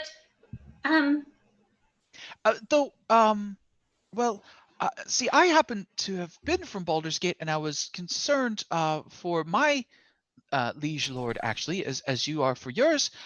Have you seen Eldergard? There's something fishy going on here. You are with him. Well, you're responsible for these demons. You're in league with them. No. But hold on a second. Are you hungry? I got some cookies I can give you. Be gone with your cookies! I have no respect for a devil who doles out cookies and biscuits for souls. We are on the same page. No biscuits. No biscuits, Ablos. We're on the same page there. I also am very disgusted by the cookie peddling devils. So, we honestly have no quarrel with you. You seem to be doing some business that's important business. We just need to retrieve someone who honestly is just an annoyance to you. Possible for us to just grab him, get out, get you on your way? To be frank, make a persuasion check. All right.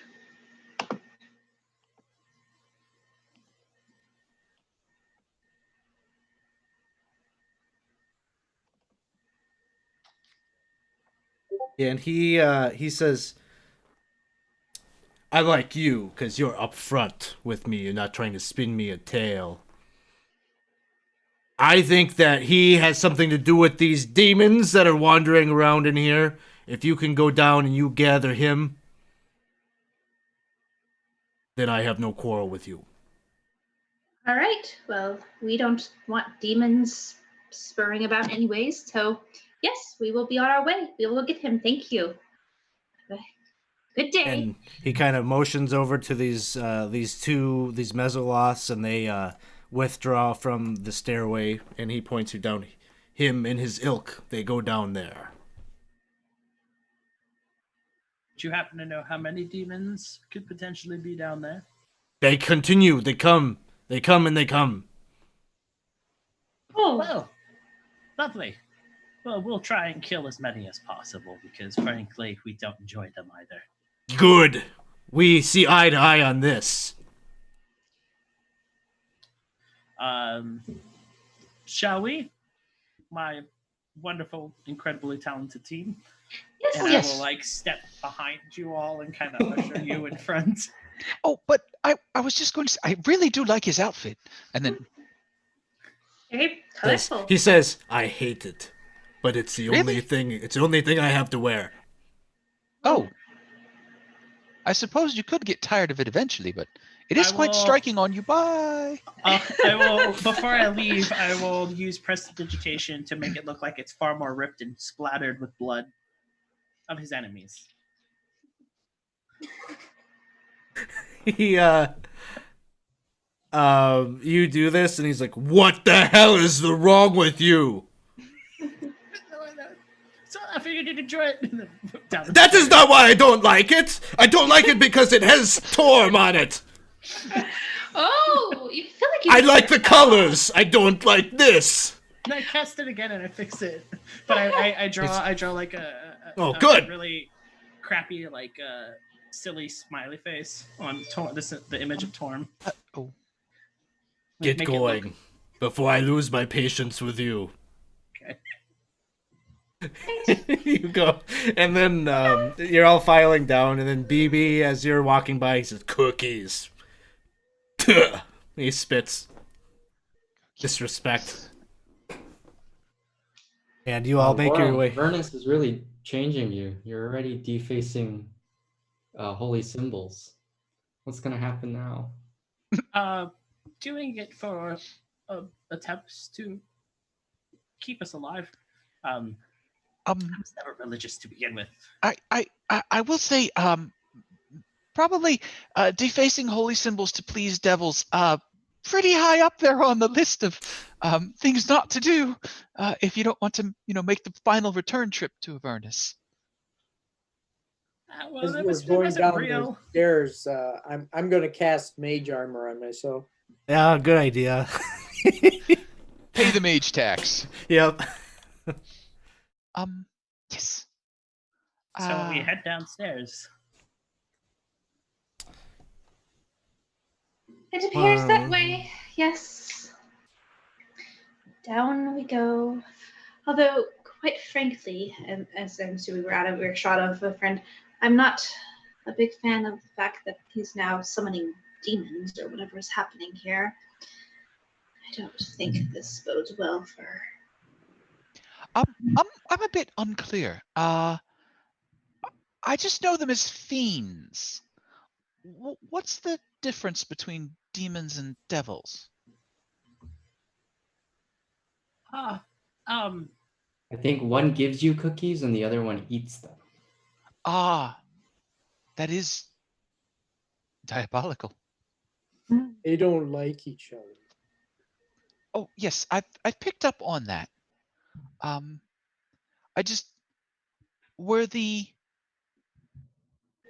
things that Duke Van Themper was allied with demons or devils? those were devils. Those were Yes, devils. devil's there. Demons are arguably worse because they cannot be reasoned with. Ah, You mean like Black Cloak? Well, Black I Cloak's don't a think fiend, right? He's a devil. I don't think Black Cloak can. A level 3 devil. I don't think he can truly be reasoned with all that much, either. But that's a whole nother story. I agree. I'm beginning to think some of the dukes on the council are less than reputable. Probably a good This isn't much of a assumption. surprise. I can't say I'm surprised. So as you're having this conversation, trying to figure out what exactly could be happening down here with the Duke, you make your way to the bottom of the stairs, and beyond some doors, you open up and find a workshop, which appears to be where the priests and the acolytes. This is where they prepared the bodies for their final internment. Just like the other areas of the chapel, completely ransacked. Knives, saws, piping, tubes, all the embalming kind of stuff has all been draped, litters the floor. Vials that once contained the embalming fluid and things like that have been shattered. Jars, glassware, it just has oozed and is being absorbed into the stonework. And you can see on the opposite side as you come in, there's a pair of wooden double doors on the north side of the room. Good news. The crime scene is well preserved. Oh, that's not the best news. Hey, thank you, LA Kings Dave, for the follow. Huzzah. And thanks, Rip Malfunction, for the host. We appreciate it. So, open the doors? Would you Oh, be so kind? I don't smell cookies, so it should be fine. No cookies on the other side. You open the door and you'll find it leads to a T intersection at the base of some stairs. It seems to descend down deeper, and you have a choice to make: left or right. I vote we send the imp ahead. Or the bird. Well, the bird didn't seem as subtle. Yeah, Imsum. Fair. All right, Imsum, go scout around. Report back. All right. Which way would you like it to go? Let's go right. Goes right. So Imsim goes flying out. How far can he go, and you maintain your link with him? Is it like I don't remember. See, I can sense what the imp senses as long as we're within 1 mile of each other. 1 mile. Oh, okay. Oh, wow. That's crazy. So he goes down to the point where he gets to this larger hall. No obvious outlet from here, but it seems that this was some kind of a I don't know, an honorarium of some kind. There are a number of statues that are dictated where the little stars are. It's rubble strewn. The rubble looks like it's probably as a result of the shift from the Forgotten Realms to Avernus. 4 of the statues that you see in here through your familiar's eyes are unrecognizable because of the destruction. They're badly marred. Pieces of them have actually like maybe fallen off or like half cracked over and hit the ground and just turned into a heap. But there's a 5th one at the apex, or at the north end of the room, is still finely carved of a statue of a kneeling man. It's just any man, nondescript. No, the details on him are of the personification of a person. You can give me a history or a religion check. Either one would be fine. Both of which I'm not great at, so.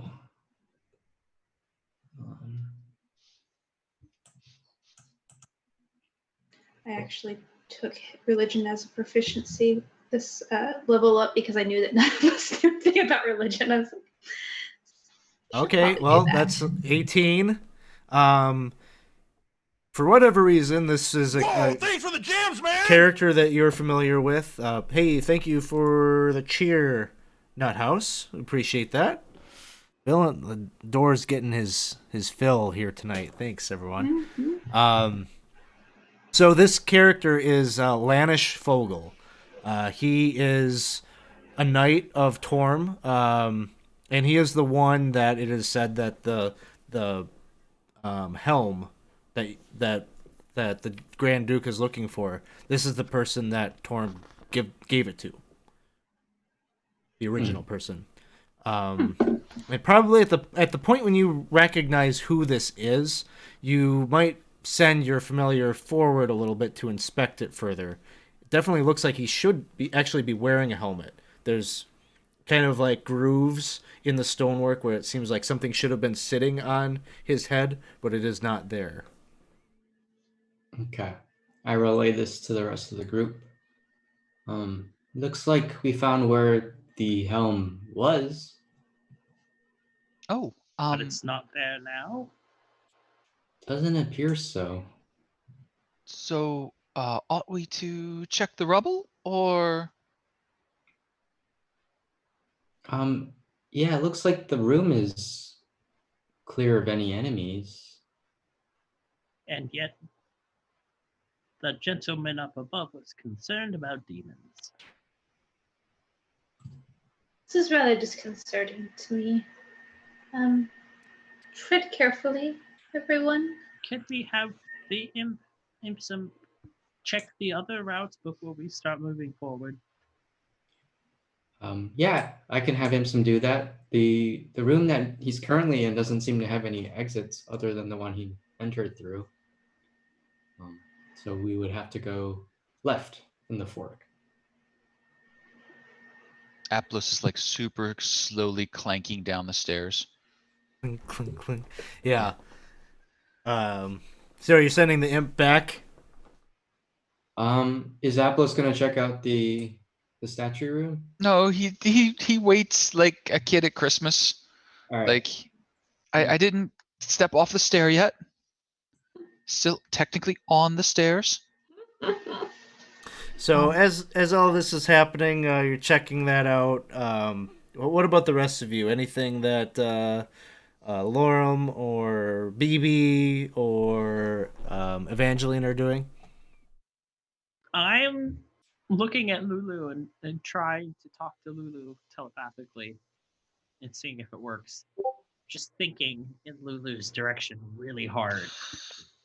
And Lulu's kind of like, Lulu, that's my name. Yeah. And then she like looks over at you. Oh, and then like waves with her trunk. Why? I saw you were staring at me. Oh, That's okay. I would love to learn more about you. You seem. I'd love to learn more about me too. Yes. Back there. Great work up there. Thanks. Top-notch job. Thank you. I can be helpful. I want to pull my Yes. weight. Even if I'm Yes. small, I can pull a small bit of weight. Let me tell you, as someone who is also small, that has no bearing on how much you can do in a team setting. Oh, well, thank you. That's all I'm doing. I'm trying Whoa, to Okay. thanks for see the if I jams, can wrap man! my head around Lulu some more. Yeah, and you know, she'll express some frustration that she can't remember exactly where she came from and all of that, but she's like, I'm hopeful, you know, traveling around with you all. Some things... I feel like I'm staring into a foggy woods. And sometimes I can see like one of the trees. So I think if I'm just hanging out with you guys long enough, I'm going to remember some things that'll be really useful. That's great. And so you're having your... Is Oh. Lulu talking out loud? No, I forgot. She's talking just to Lorem, I think. She's talking like kind of telepathically, but you know, you can tell that some communication is happening back and forth. But as soon as she notices that you're like kind of paying attention, she'll like kind of broadcast simultaneously so multiple of you can like listen to her. I'll message Lulu and apologize for Freddie being impolite to you before. Oh, that's okay. I like him just the way he is. He can be gloomy and moody. Sometimes I feel that way too. Believe it or not. He didn't used to be that way, but I still love him now. Yeah. Seems like I'm getting the feel that he's not really yours anymore. Oh, I don't know. He stays with me. He's loyal.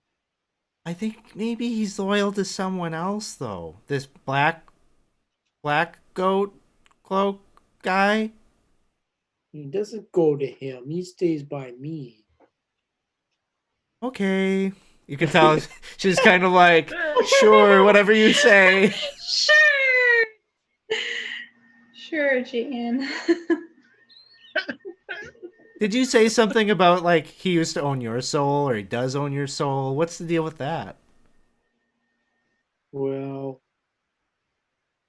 I gotta do things for him sometimes, but That I makes me don't. sad when I hear that people are making people do other things. I don't like that. Well, yeah, I it's, hold my tongue if that's being broadcast. I try not to do anything awful, but he tricks me sometimes. Like with the, Yeah. it makes me mad. Yeah, you didn't know. Didn't know what you were doing. Well, maybe there's a way we can figure out a way to help that. If you can think of a way, just let me know. Okay. I'll put some brain power on that. And Lulu just kind of like is buzzing around the room, maybe pacing a little bit, trying to figure out an answer to this problem that is way above her pay grade. But Imsum is checking out kind of the other areas of this room. I'm just gonna reveal kind of this big area here. He's gonna pass by the central chamber. Um, that looks to be um,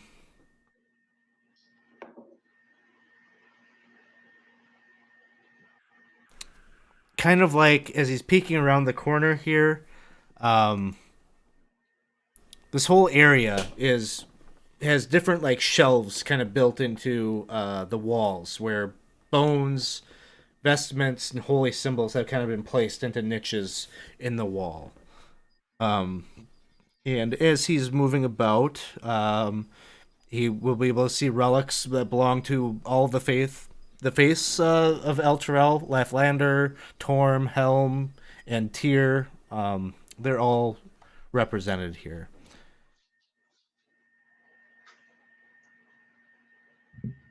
Is there any sign of like bodies and things? Like a fight going on? Give me a survival check for Imsum. Okay. That's what. 11. Um,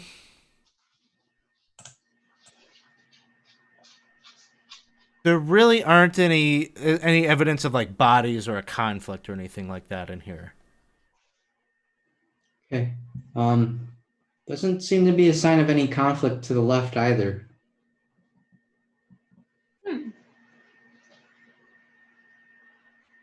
Are there any further exits or anything? Yes, it does open up further back.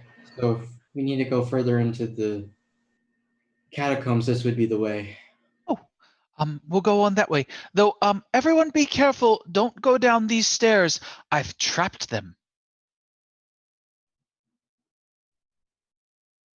Have they actually been trapped? Oh yes, Aplos has deployed a bag of caltrops and a bag of ball bearings carefully along each step, and like each one is laid out like in a perfectly even pattern. Like he didn't dump them. He like 1, 2, 3, 4. Like they're all set. Yes, just in case anything were to try and sneak up on us. Oh, very clever. Yes. Great. And you can see he's like laying on his belly, like reaching down and placing the last set, and then he malicious himself back up. Hi. Freddy zooms forward to go meet Imsum. Lulu's chases behind.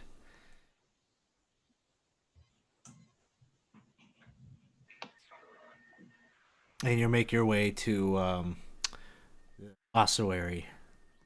I'll stop here at like this opening to this structure and like look around the corner. What is that? Just more of the same. Just like a decorative space. More niches in the wall that hold and turn the dead.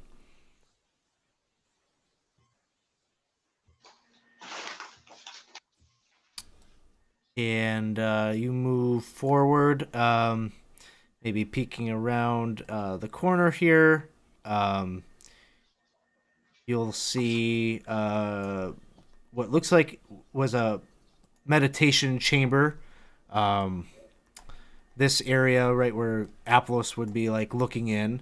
There are cushions and low stools of a brown oak material that are kind of scattered about, kind of centered upon the point where this dais is set into along the southern part of the chamber.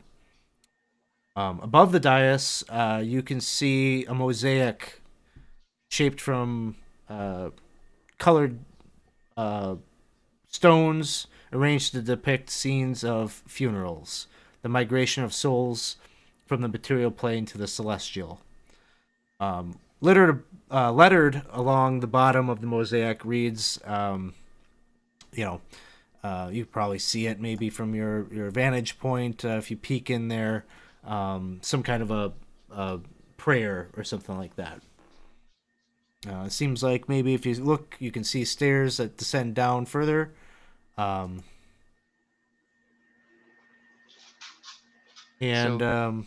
rest of this chamber up here, as you're looking, seems to be more of the ossuary, more bones and relics interned here. So as Aplos is kind of snuck a little bit forward, he starts scenting the air. He's like, "Do I smell cookies?" And he'll use his divine sense to see if he smells any cookies. You don't smell any cookies, but Okay. you feel the presence of Celestial fiends or undead? a fiend. There's a fiend Oh. in the room. Well, there are several just back that way. One more. One that isn't accounted for. He's 1, 2. Oh, there's a fiend about. And as you say that, you feel like it's like boop, boop, boop. You can feel it's like moving down these stairs. Which? Oh, he's going this way. You can't see it, but you just feel he's like, and he'll just take the bag of ball bearings and just huck. There's like shotgun. Just okay. Like spray. I don't know if that works, but we're gonna find out. Let's see. We'll see what happens. I'll have a roll here on my end. There's 1,000 ball bearings. One should hit. You're gonna get the sense that he's not on the ground. Okay. He's fluttering about. And he's quite small, whatever it is, because literally only a couple seem to like stop and drop flat down, straight down. Oh, we have one of those. Can't they see each other? Send him in after. I don't know if it works that way. Oh, yes. You may wish to converse with my friends. I'll be just a moment. And he starts picking up each of the ball bearings. Imsum, go say hi. You want to send Imsum forward? Yeah, see if Imsum can parlay or something. Tell him that we don't mean any harm. We're just looking for someone. He's like speaking in infernal out loud, and then he's like pointing, like, "Do you want to go this way?" There's like no response to anything that Imsum is saying. Aplos, do you sense? He like leaves your sense at some point Well, here. it's kind of like walking into a room. For a moment, you can smell it, and then you go a bit nose dead to it. So I think he's maybe still around, and he's still picking up his ball bearings. I definitely was going this way. Okay. Also, there's a bit of a mural with an inscription that is in a language that I can read. Yes. So you move into that room, and As I slowly move forward, picking up my ball bearings. you pick up all your stuff, and eventually you gather it all up, and you move in, and you can see that the inscription says, in common, "Contemplate life. Death comes soon enough." Oh, it's a human saying. Wow, these Alterel folk are quite the positive people.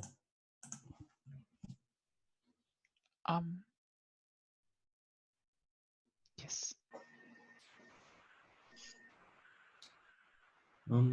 Shall we keep moving forward then? I will go ahead and move up, and I actually want to be walking behind Atlas now, and I cast See Invisibility on myself. Oh. And I am keeping my eyes peeled for any sort of movement.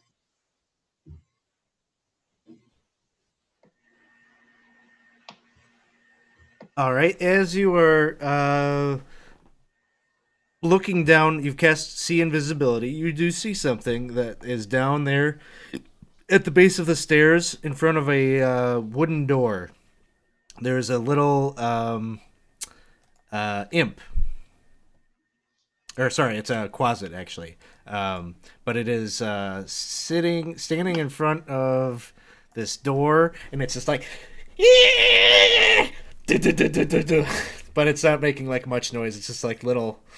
It's just like pounding furiously on this door, like. And refresh me, he's the so players. cute. The players' mind. Quasits are like the demon equivalent of imps, or are they also devils? Yeah, it's a demon. So he's just a little guy. Let me see. I probably have an image that I can pop up for you. But I think that's probably apt It looks exactly description. like the one that we saw at the Candlekeep, right? Yeah. Yes, that was a quasit. Yep. It's a quasit. Oh. It's banging on the door. It looks like it wants to get in, away from us.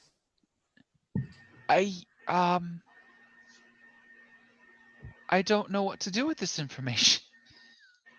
Well, I would assume that means there's more demons on the other side of this door. They don't seem to want to let him in. Little quasit thing. Hello.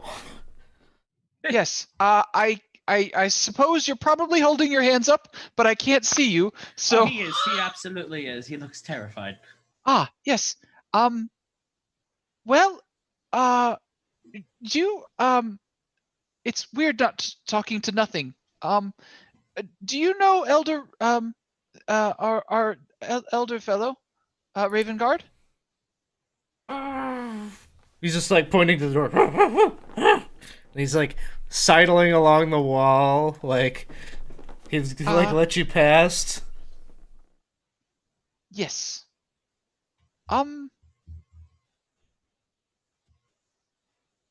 So I tell him that we don't want to hurt him. I think he can hear us. Well, he doesn't know what he can't understand what I'm saying, though, can he? I doubt he speaks common. Then he says, "Actually, I can." Okay. Well, we don't want to hurt you. We're just looking for someone. Have you seen him? Maybe he's in there. He's in there. He's in there. Okay. Yep. He's gonna get going. Is he? Oh, And I step. no. You don't want to do that, actually. Demons and devils, they don't get along, correct? Yes. There's a one of Zariel's goons up there. I think you'd much rather talk with us. I'll talk to you. You're very wise. You're very wise. So are you? So you're familiar with I'm not Mr. familiar. Ravenloft? No, I Yeah. know you're unfamiliar. Oh. But you are familiar with Mr. Ravenloft? Is that his name? Ravengard. Ravengard. You know Mr. Ravengard? I think he's in there. Okay, but is he working with you? Can I insight check that? I can't see him, so I don't know if I can. I will because I'm watching him very. Okay, intently. Laura, go ahead and insight check him.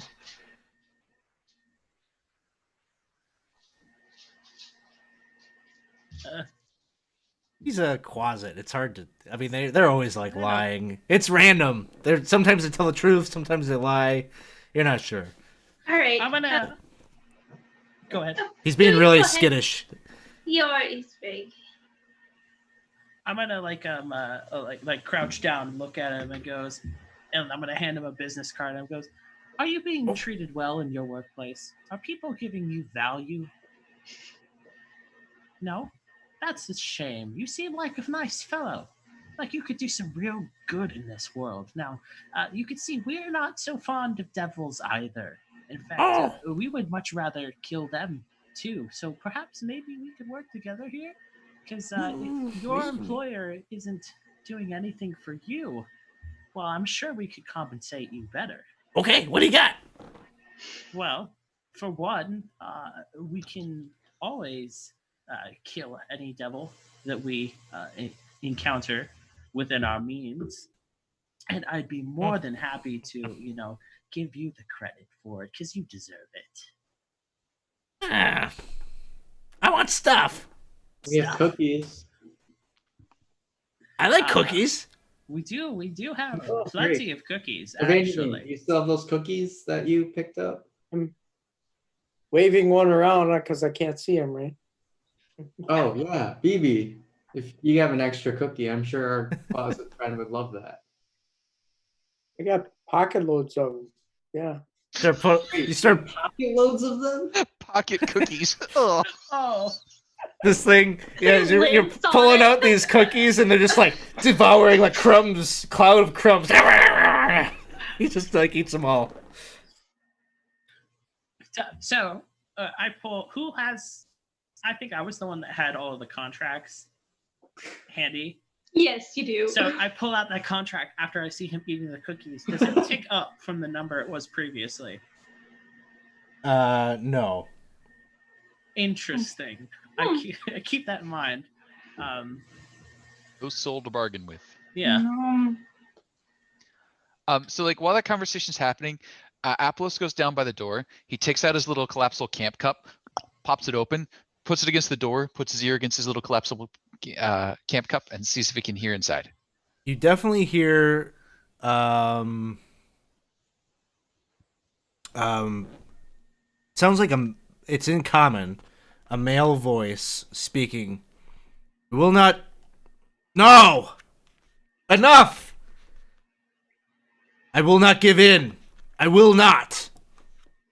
Torm is with me. It's just kind of like you're hearing like one side of a conversation that is happening. Collapse the cup. I Lid, like put it away. not We may actually want to move forward a bit quickly. I believe there's a crisis of conscience happening. Oh dear. Well, Well, I you? am going to attempt to. Where is the closet right now? He's over by wherever devouring cookies. devouring cookies out of Can I Poor- sneak poor up behind BB's him hands. and like catch him by the scruff of the neck? maybe. Give me a stealth check. Let's see. I don't know. He seems useful. Okay, you grab him. Yeah, I'm just gonna hold on to him. Okay, you're holding on to. I He's don't like, know. "Ah!"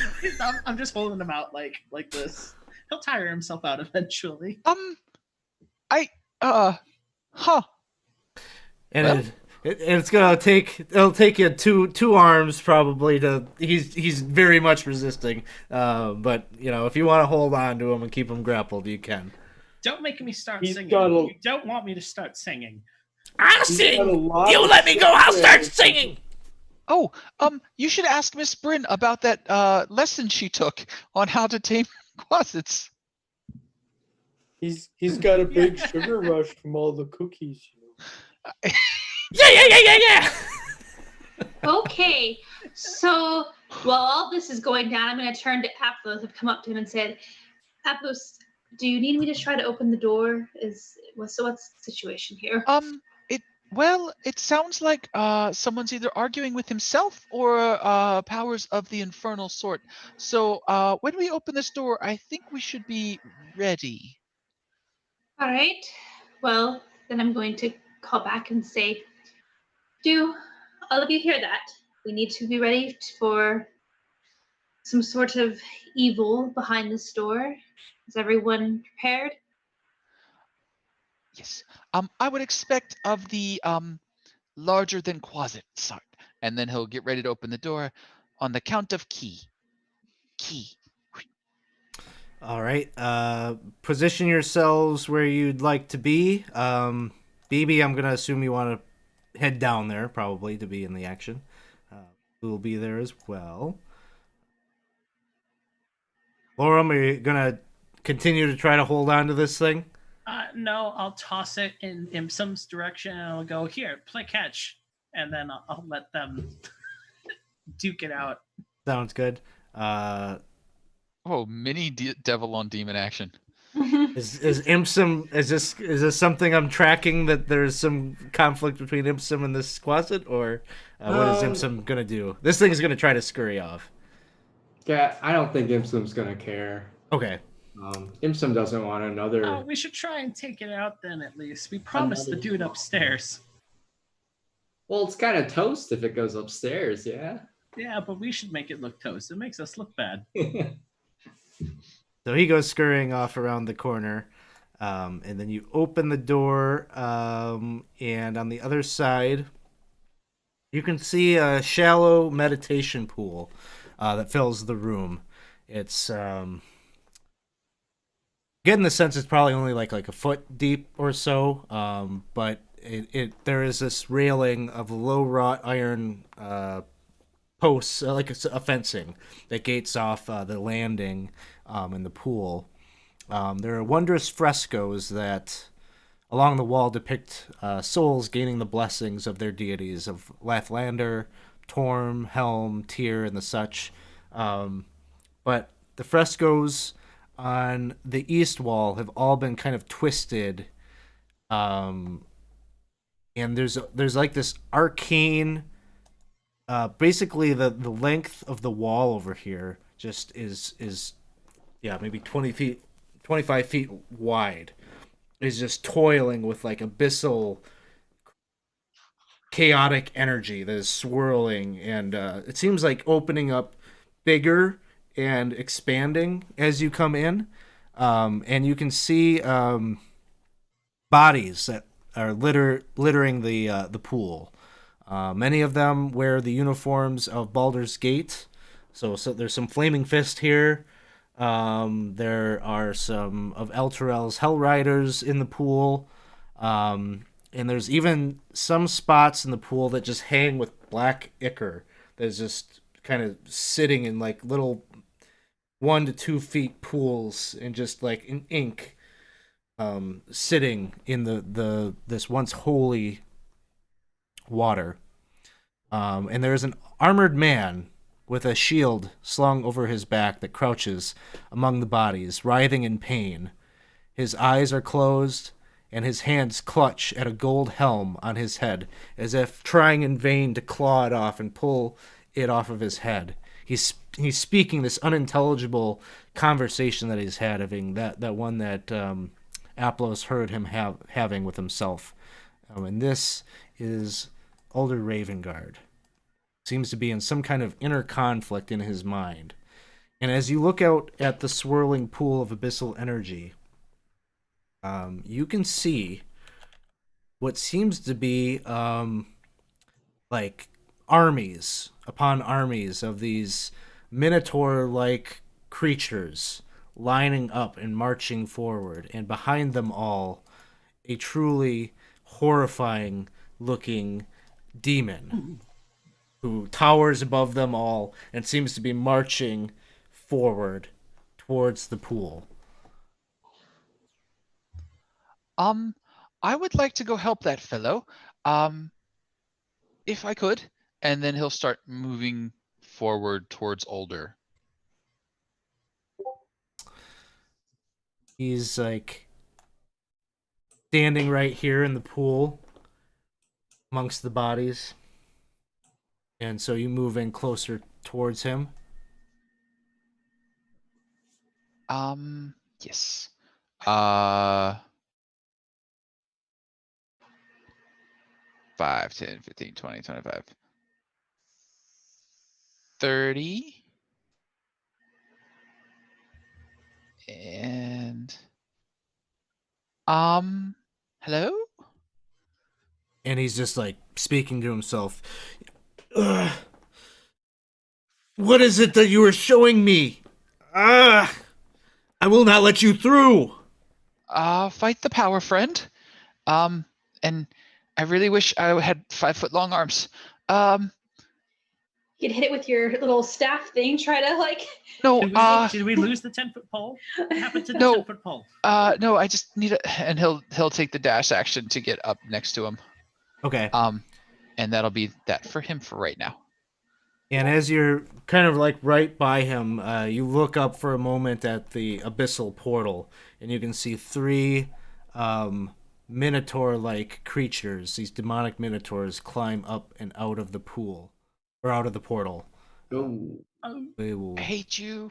roll initiative here. Oh no. Ooh. Look at those 20s. Oh my gosh. How's that possible? Are you sure they don't just have the word 20 written in on their sheet? Yeah, exactly. I feel like this is not. Oh, I don't like that. Taking a look to see.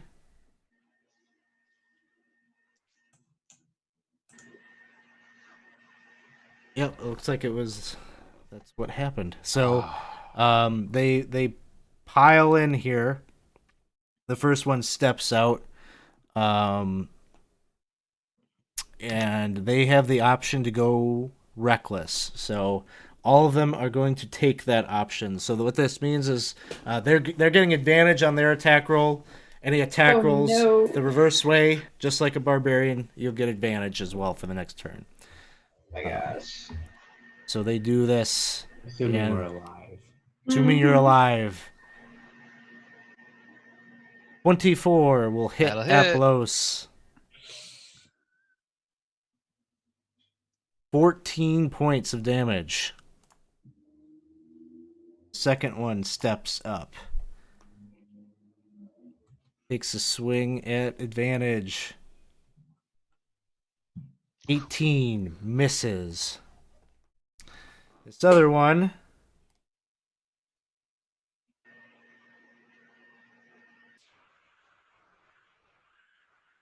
moves to here.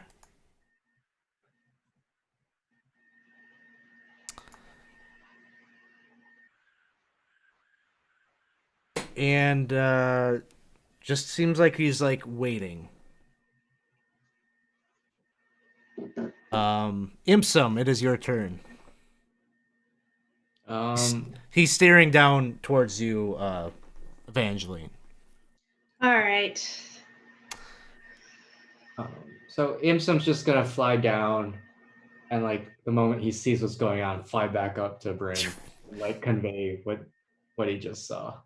Sounds good. It then becomes Bryn's turn. All right. Excuse me. I guess Bren's gonna fire at Minotaur 3 and scream, Opulus, get out of there. I don't think I can. And you do have advantage, or no, not on this one. I No. guess you don't. Okay, sorry. I don't think I do, right? Not on this one. Sorry. But 17 still hits. Yep. So 4 points of damage. second one. Okay. And backing it up. Lorum, it is your turn. Okay, I am going to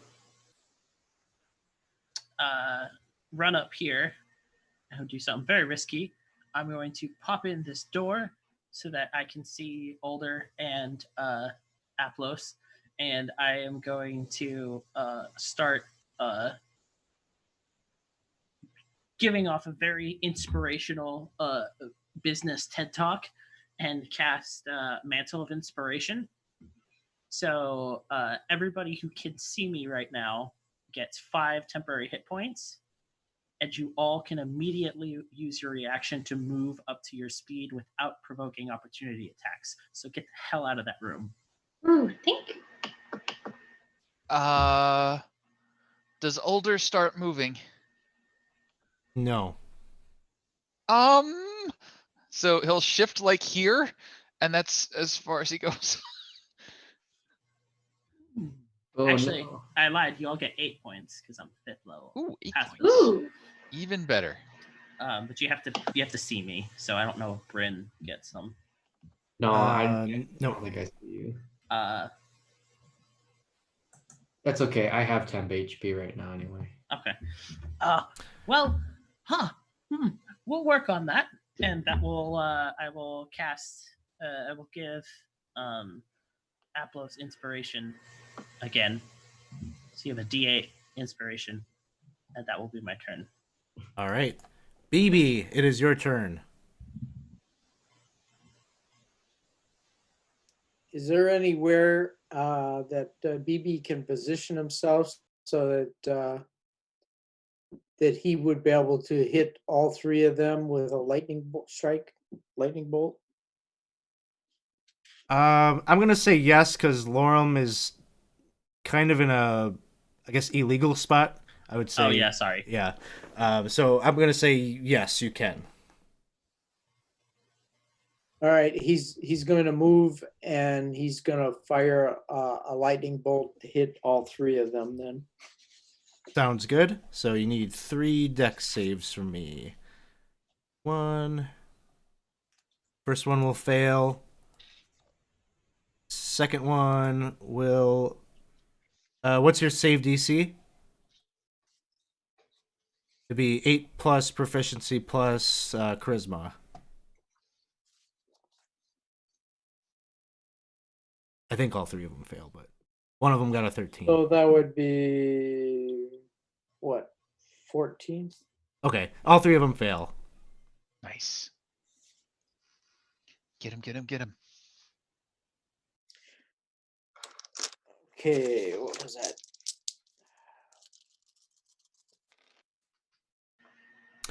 And BB has the sorcery point thing where you can re-roll as many. I think you get to re-roll as many of the damage dice as you want if you spend a sorcery point. And I'm going to re-roll 3 of them.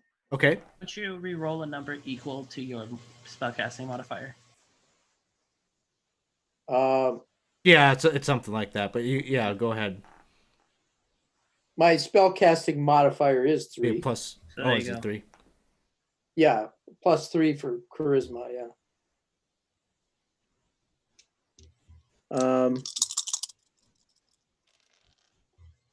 Oh crap. Let's see.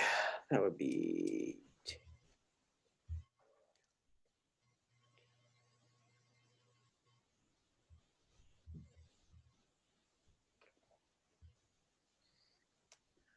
$27. Ooh, wow, big one. So they all take that. They're all still up, but they were all pretty healthy, so that's not surprising. They look all pained by this as your lightning bolt hits them all. And then it is Lulu's turn.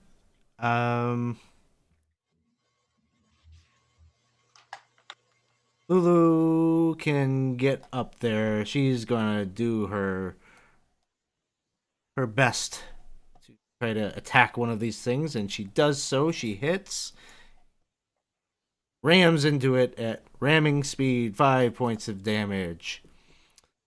Evangeline, it is your turn. All right. So I'm going to duck out from behind this door, which I'm kind of assuming that I'm behind. And I'm going to take a shot here at Minotaur 3 with sneak attack. Oh. Okay.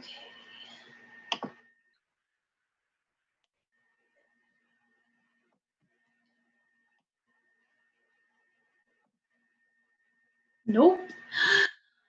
Well, that went terribly, and so I am going to tell Aplos, just do better than I did. That's my help action. And then I'm going to duck back behind. Learn from my mistakes. Yeah. Aplos, you have the help action, and it is your turn. So Aplos is kind of unfortunately going to waste that a little bit. So he reaches out and he kind of grabs Older by like that little piece right there, kind of shakes him, he's like, "You've got this," and he holds up his shield to try and block anything coming in. And he's going to wait till the Minotaurs get their swings in because he knows it's coming. And then as a reaction, he's going to cast Protection from Evil and Good and try and shake Older the fuck out of what's going on in his head. Sounds good. Then the Minotaurs are going to take their swings. This one seems like he actually moves and maneuvers around Raven Guard.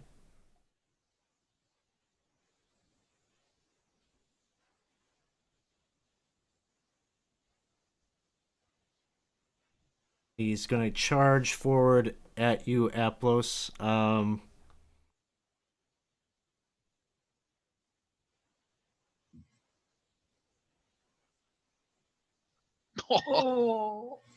Of course he did.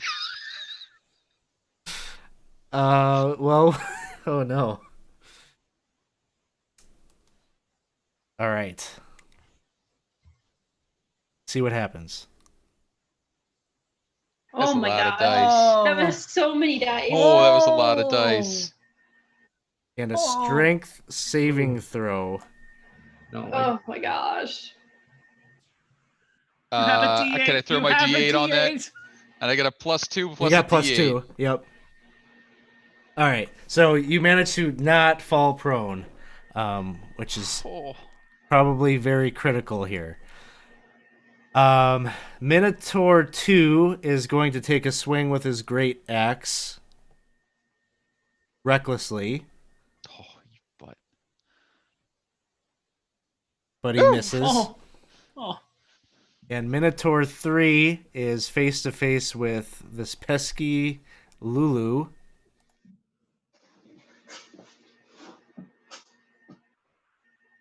(22) hits. No, Lulu! Because, Sorry, Lulu. I tried. I really don't want to drop this damage on her. Oh my gosh. Lulu. She's up. You can see she just gets batted with this thing, and she like her little body like hits the wall, and she No, she looks like kind of stunned a little bit. Little Lulus are dancing around her head.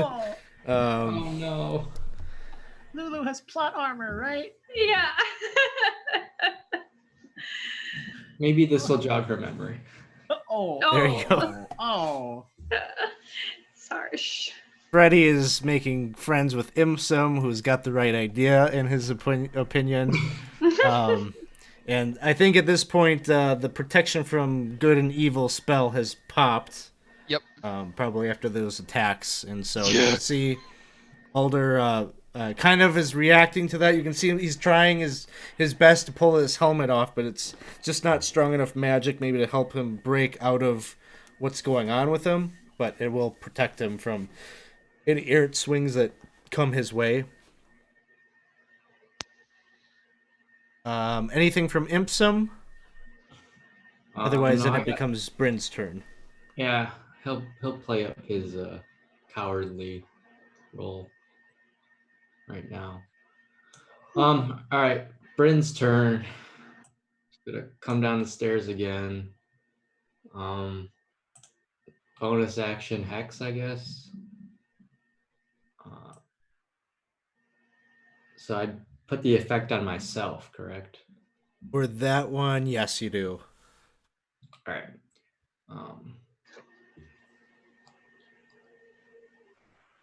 And then cast. It's a miss. Second one. Wow, not great. Coming back. Let's see. I'm trying to remember. Did that one swing with advantage? It did. So you have advantage. So that first one will miss. You could shoot again with an Eldritch Blast at advantage. Okay. That one will hit. Awesome. Oops. How do I cancel that? There. Damage. 10 points of damage. That one's looking pretty rough, but he's still on his feet. Lorem, it is your turn.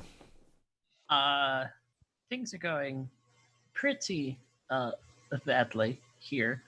I'm just gonna cast Healing Word on Aplos. And yeah, that'll be my turn. I have. Did you use your D8 already? Yes. Okay. Wait, I'll go. Healing Word's a bonus action. Can't you crossbow? Is it? Yeah, or it is. cantrip? Oh, that is. It is a bonus action. Or you could even other thing. I always forget that it's a bonus action. So, can I cast another spell? Because I don't have. You could cast cantrip. Cantrip. Okay. Okay. So I will cast Vicious Mockery on the one immediately in front of me. And he succeeds on that one. Of course. All right, and that will be my turn. All right. BB, it is your turn. Baby's casting Shatter. He should be able to get 2 of them. Yes. We'll say that you can hit number 3 and number 2 with that.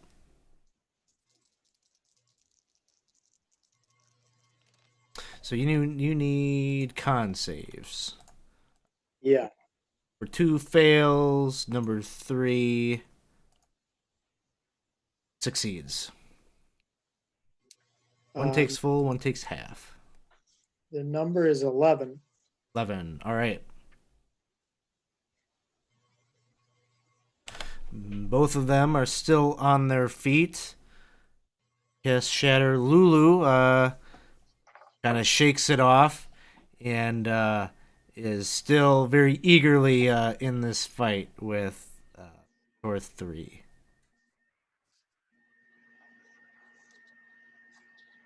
She misses. Oh, Just a little bit slower now. he's a little shook. Evangeline, it is your turn.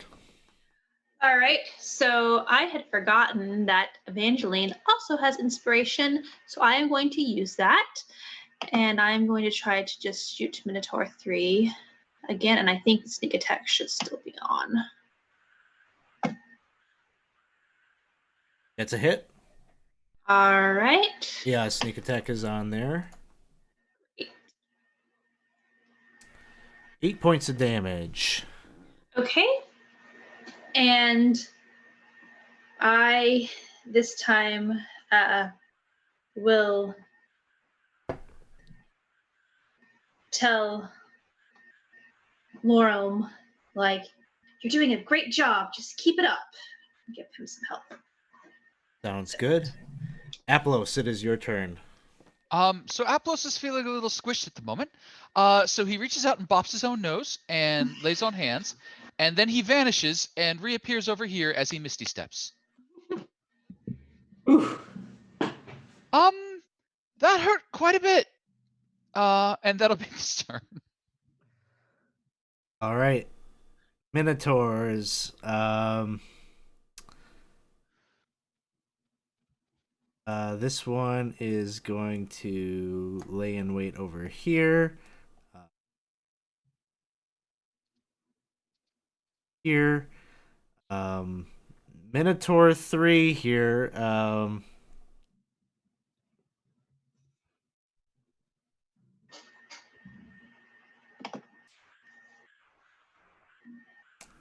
Is going to back itself up and charge forward very recklessly. He's going to take an attack of opportunity from Lulu. Get him, Lulu. Hits. Nice. Kill him. Kill him. Not enough to kill. Charges forward. Oh no.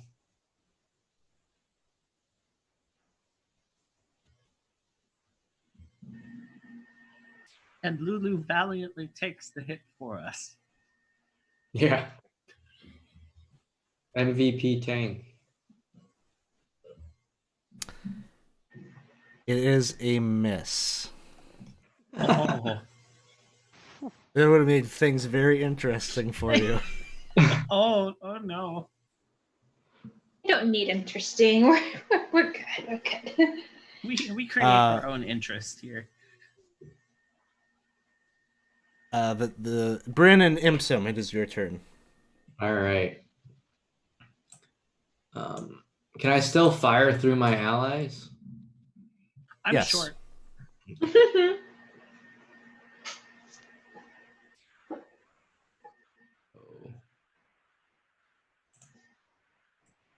In this circumstance, there's a little bit of cover, shooting down a hallway there with allies tightly in there, but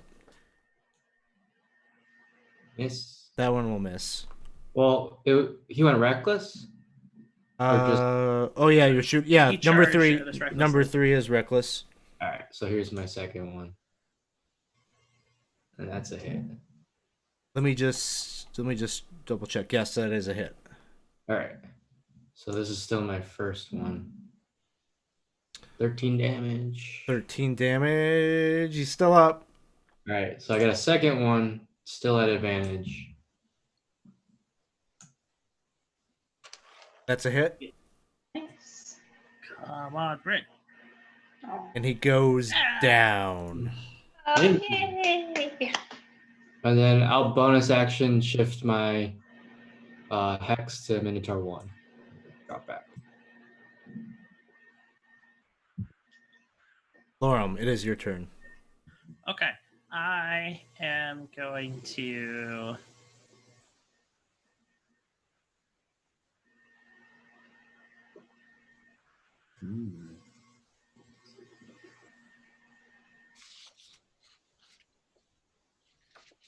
I am going to peek. Ooh.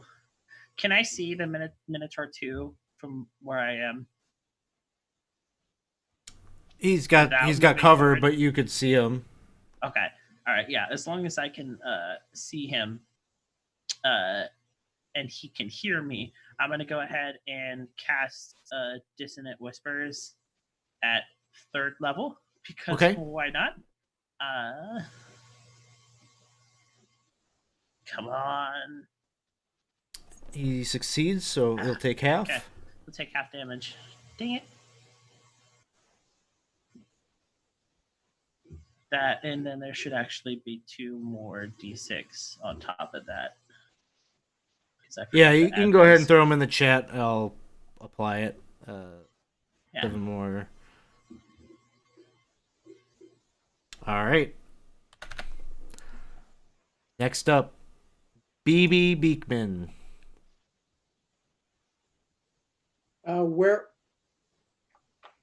am I right now? You're at the back of the hall, and they've taken down the one that you'd be able to see. The other two are kind of like hiding out around the corners of the hallway. So there's no way that I can move up through that crowd in there. You could. I could. You'd be up front, but you could. I'm gonna move into behind them, and I'm gonna ready. Can I ready a spell for when they move out of cover? Yes. Okay. All right. I'm readying the spell chromatic orb. Okay. when I Sounds see good. it. I thought maybe you were gonna do, the reason that BB died. Launched himself into a scenario just like this to save the group. Maybe remembers that. You remember that? Okay. Terrible, terrible thing. Yep. Lulu is up front and not backing down. She's fighting Minotaur 2 here. Tusks. Misses. Evangeline, it is your turn. All right. So if I drop down right here, do I have a shot on Minotaur 1? Or if I stay right here, do I have a shot on Minotaur 2? I guess. That'd be a Get a horse shot on apiece. I think you do. Yeah. Okay. So either Gonna way. be a little cover, but yeah, you have a shot. Okay. All right. So I think I'm actually gonna go for the one down here since since Lulu's also floating around there. Yeah, since you get sneak attack if you hit. Yeah. Which I'm not sure if it stayed on since I hit with it or not, but It's not on currently. it's not on. Okay, I'll put it on. And then That will hit. all right. 15 points of damage. All right. And I will this time tell Bryn, you're doing great. Just, see if you can get a few more spells off and give help to Bryn. Sounds good. Aplos, it is your turn. All right, so Aplos will drop a divine favor on himself as a bonus action. Step up and swing on Minotaur 2 with his longsword. That'll hit. That'll hit. He'll do that amount of damage. All right, he's still up. And he will drop a smite on it for an extra 3d8 because it's a fiend. It's actually not a fiend. Not a fiend. It's legit Minotaur. Legit Minotaur. Sorry about that. So just the 11, not the 15. That's enough to take it down. Cool. Nice. And then he'll pivot, step over to the other one. And second attack. Hit. He still gets his divine smite. Not divine smite. Why did my d4 go away?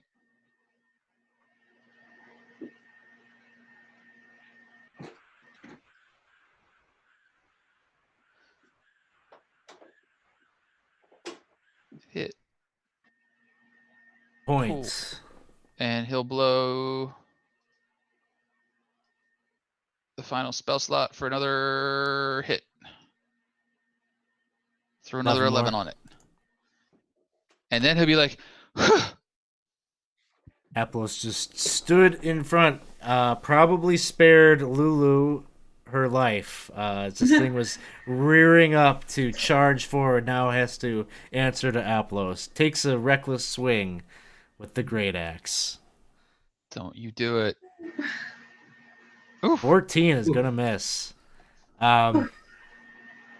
We could play through this, but you guys are going to annihilate this thing of the rest of your action Yeah. economy. So you managed to take care of the last Minotaur here. You've What's got that portal situation? the portal. The portal Yeah. is open and it's roiling. Go ahead. Give me an Arcana check. Oh no. I'm very confused by what I'm seeing. Yeah. Don't look into its eyes. I think we get the Duke and get out of here. I second that. I pick him up and follow.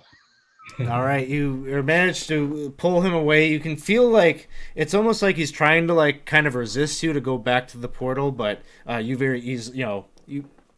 got the sentience you can pull. He's not aware of what he's trying to do exactly. The longer that you've got him, the conversation you feel like is directed at Baphomet through the portal.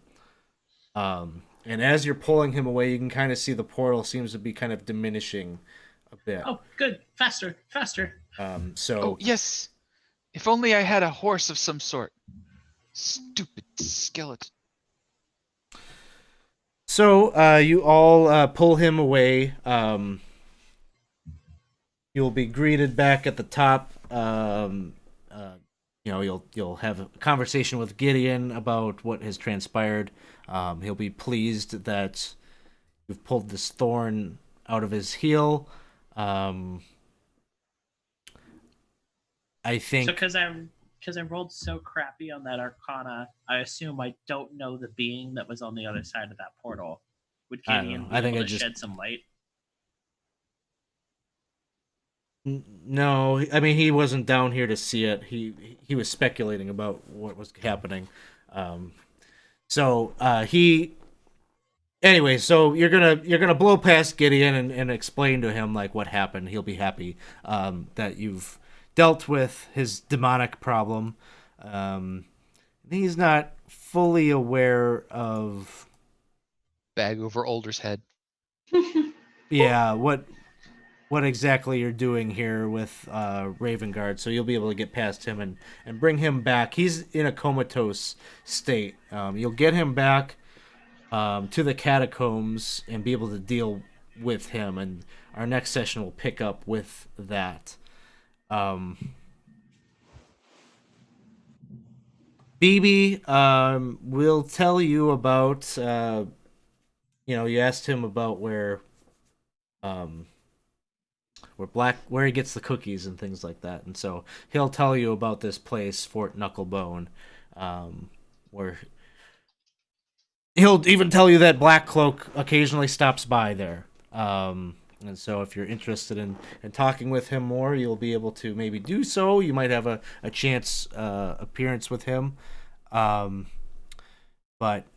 BB's not going to stick around probably too long here. Freddy is going to insist to BB that you need to get back home, especially since you're seemingly not willing to do your task any longer. And so BB will depart. Evangeline, you'll see though, if you look at that contract, the number keeps going up. Going up and up. All right. We're going to have to deal with this at some point. So we can either do this before in the next section, or we can do it before we end here. But now that we have Older in hand, and he's comatose, so he can't really fight us with anything, I would cast Sending to what's the name of our otter friend? Traxagor. Traxagor, and tell him that we have Older where we are in El Terrell, and that he can come and pamp him out at any time. You're assuming Alder wants to be bamfed out, but He's comatose right now, so if this can happen within the next couple of hours, he can't do anything about it. is your party going to be okay with that? I remind them we are contractually obligated. A small point there. Portals seem to open near him, to a very bad place. I don't know that we want to send a portal-making person, into the into Well, I Baldur's think it's Gate. the helmet, right? Yeah, I Isn't think the we'd helmet be the problem? sending- If we take the helmet off, we keep And the we'd be helmet. sending the helmet to some of the most powerful wizards in Toril, and Yes. they can deal with it. Yes, but well, this feels like a bad idea. Like the shield seemed like a really good idea. This seems like a really bad idea. I think you got those backwards. The shield was the bad idea. I'm almost certain the shield is a good idea. But I feel like there's a reason devils and demons aren't given free reign over the mortal planes, and I feel like sending this crown there with that effect being obvious might be bad. Well, I just sent the message to let Traxigor know, and so he's already bamfed us in. Oh yes, Assumably, he's already visited today. He can't do it until tomorrow. yes, and hopefully he'll provide advice on that. What? Okay, so this is a thing that you want to do. I want to do it because we The said Oh my DM gosh. says with Get some this. skepticism. All right, we can do Our this. contract said that we're supposed to do this, so All That right, is fair. Yeah. I will make a note that this is the way you want to go. All right, so next session, we will see what happens with this. Maybe Traxigor comes, maybe he doesn't. I don't know. He's a fickle lot. Well, thanks everybody. And before I forget, y'all level up. Woo! Next one. again, Again? This is- Ooh, this is the fastest Again. I've ever leveled up. I know, but it's like. But it was super painful. Let me just say, Was painful. It was super painful earned. level. I don't know. I thought it was pretty painless for me. I didn't get hit. I didn't get hit once.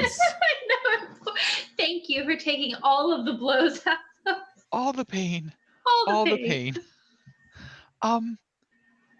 I really thought the protection from evil. It's right there. It says no possessions. I thought it would help a little, like more actively.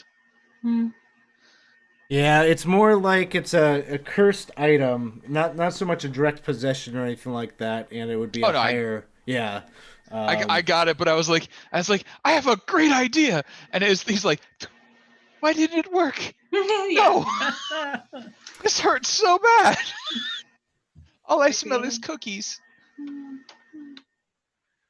So, yeah, I'm going to take us offline here. Thanks, everyone, for hanging out with us here tonight. We'll be back next week for more on Wednesday at 7 p.m. So, we'll see you all soon. Thanks for hanging out with us.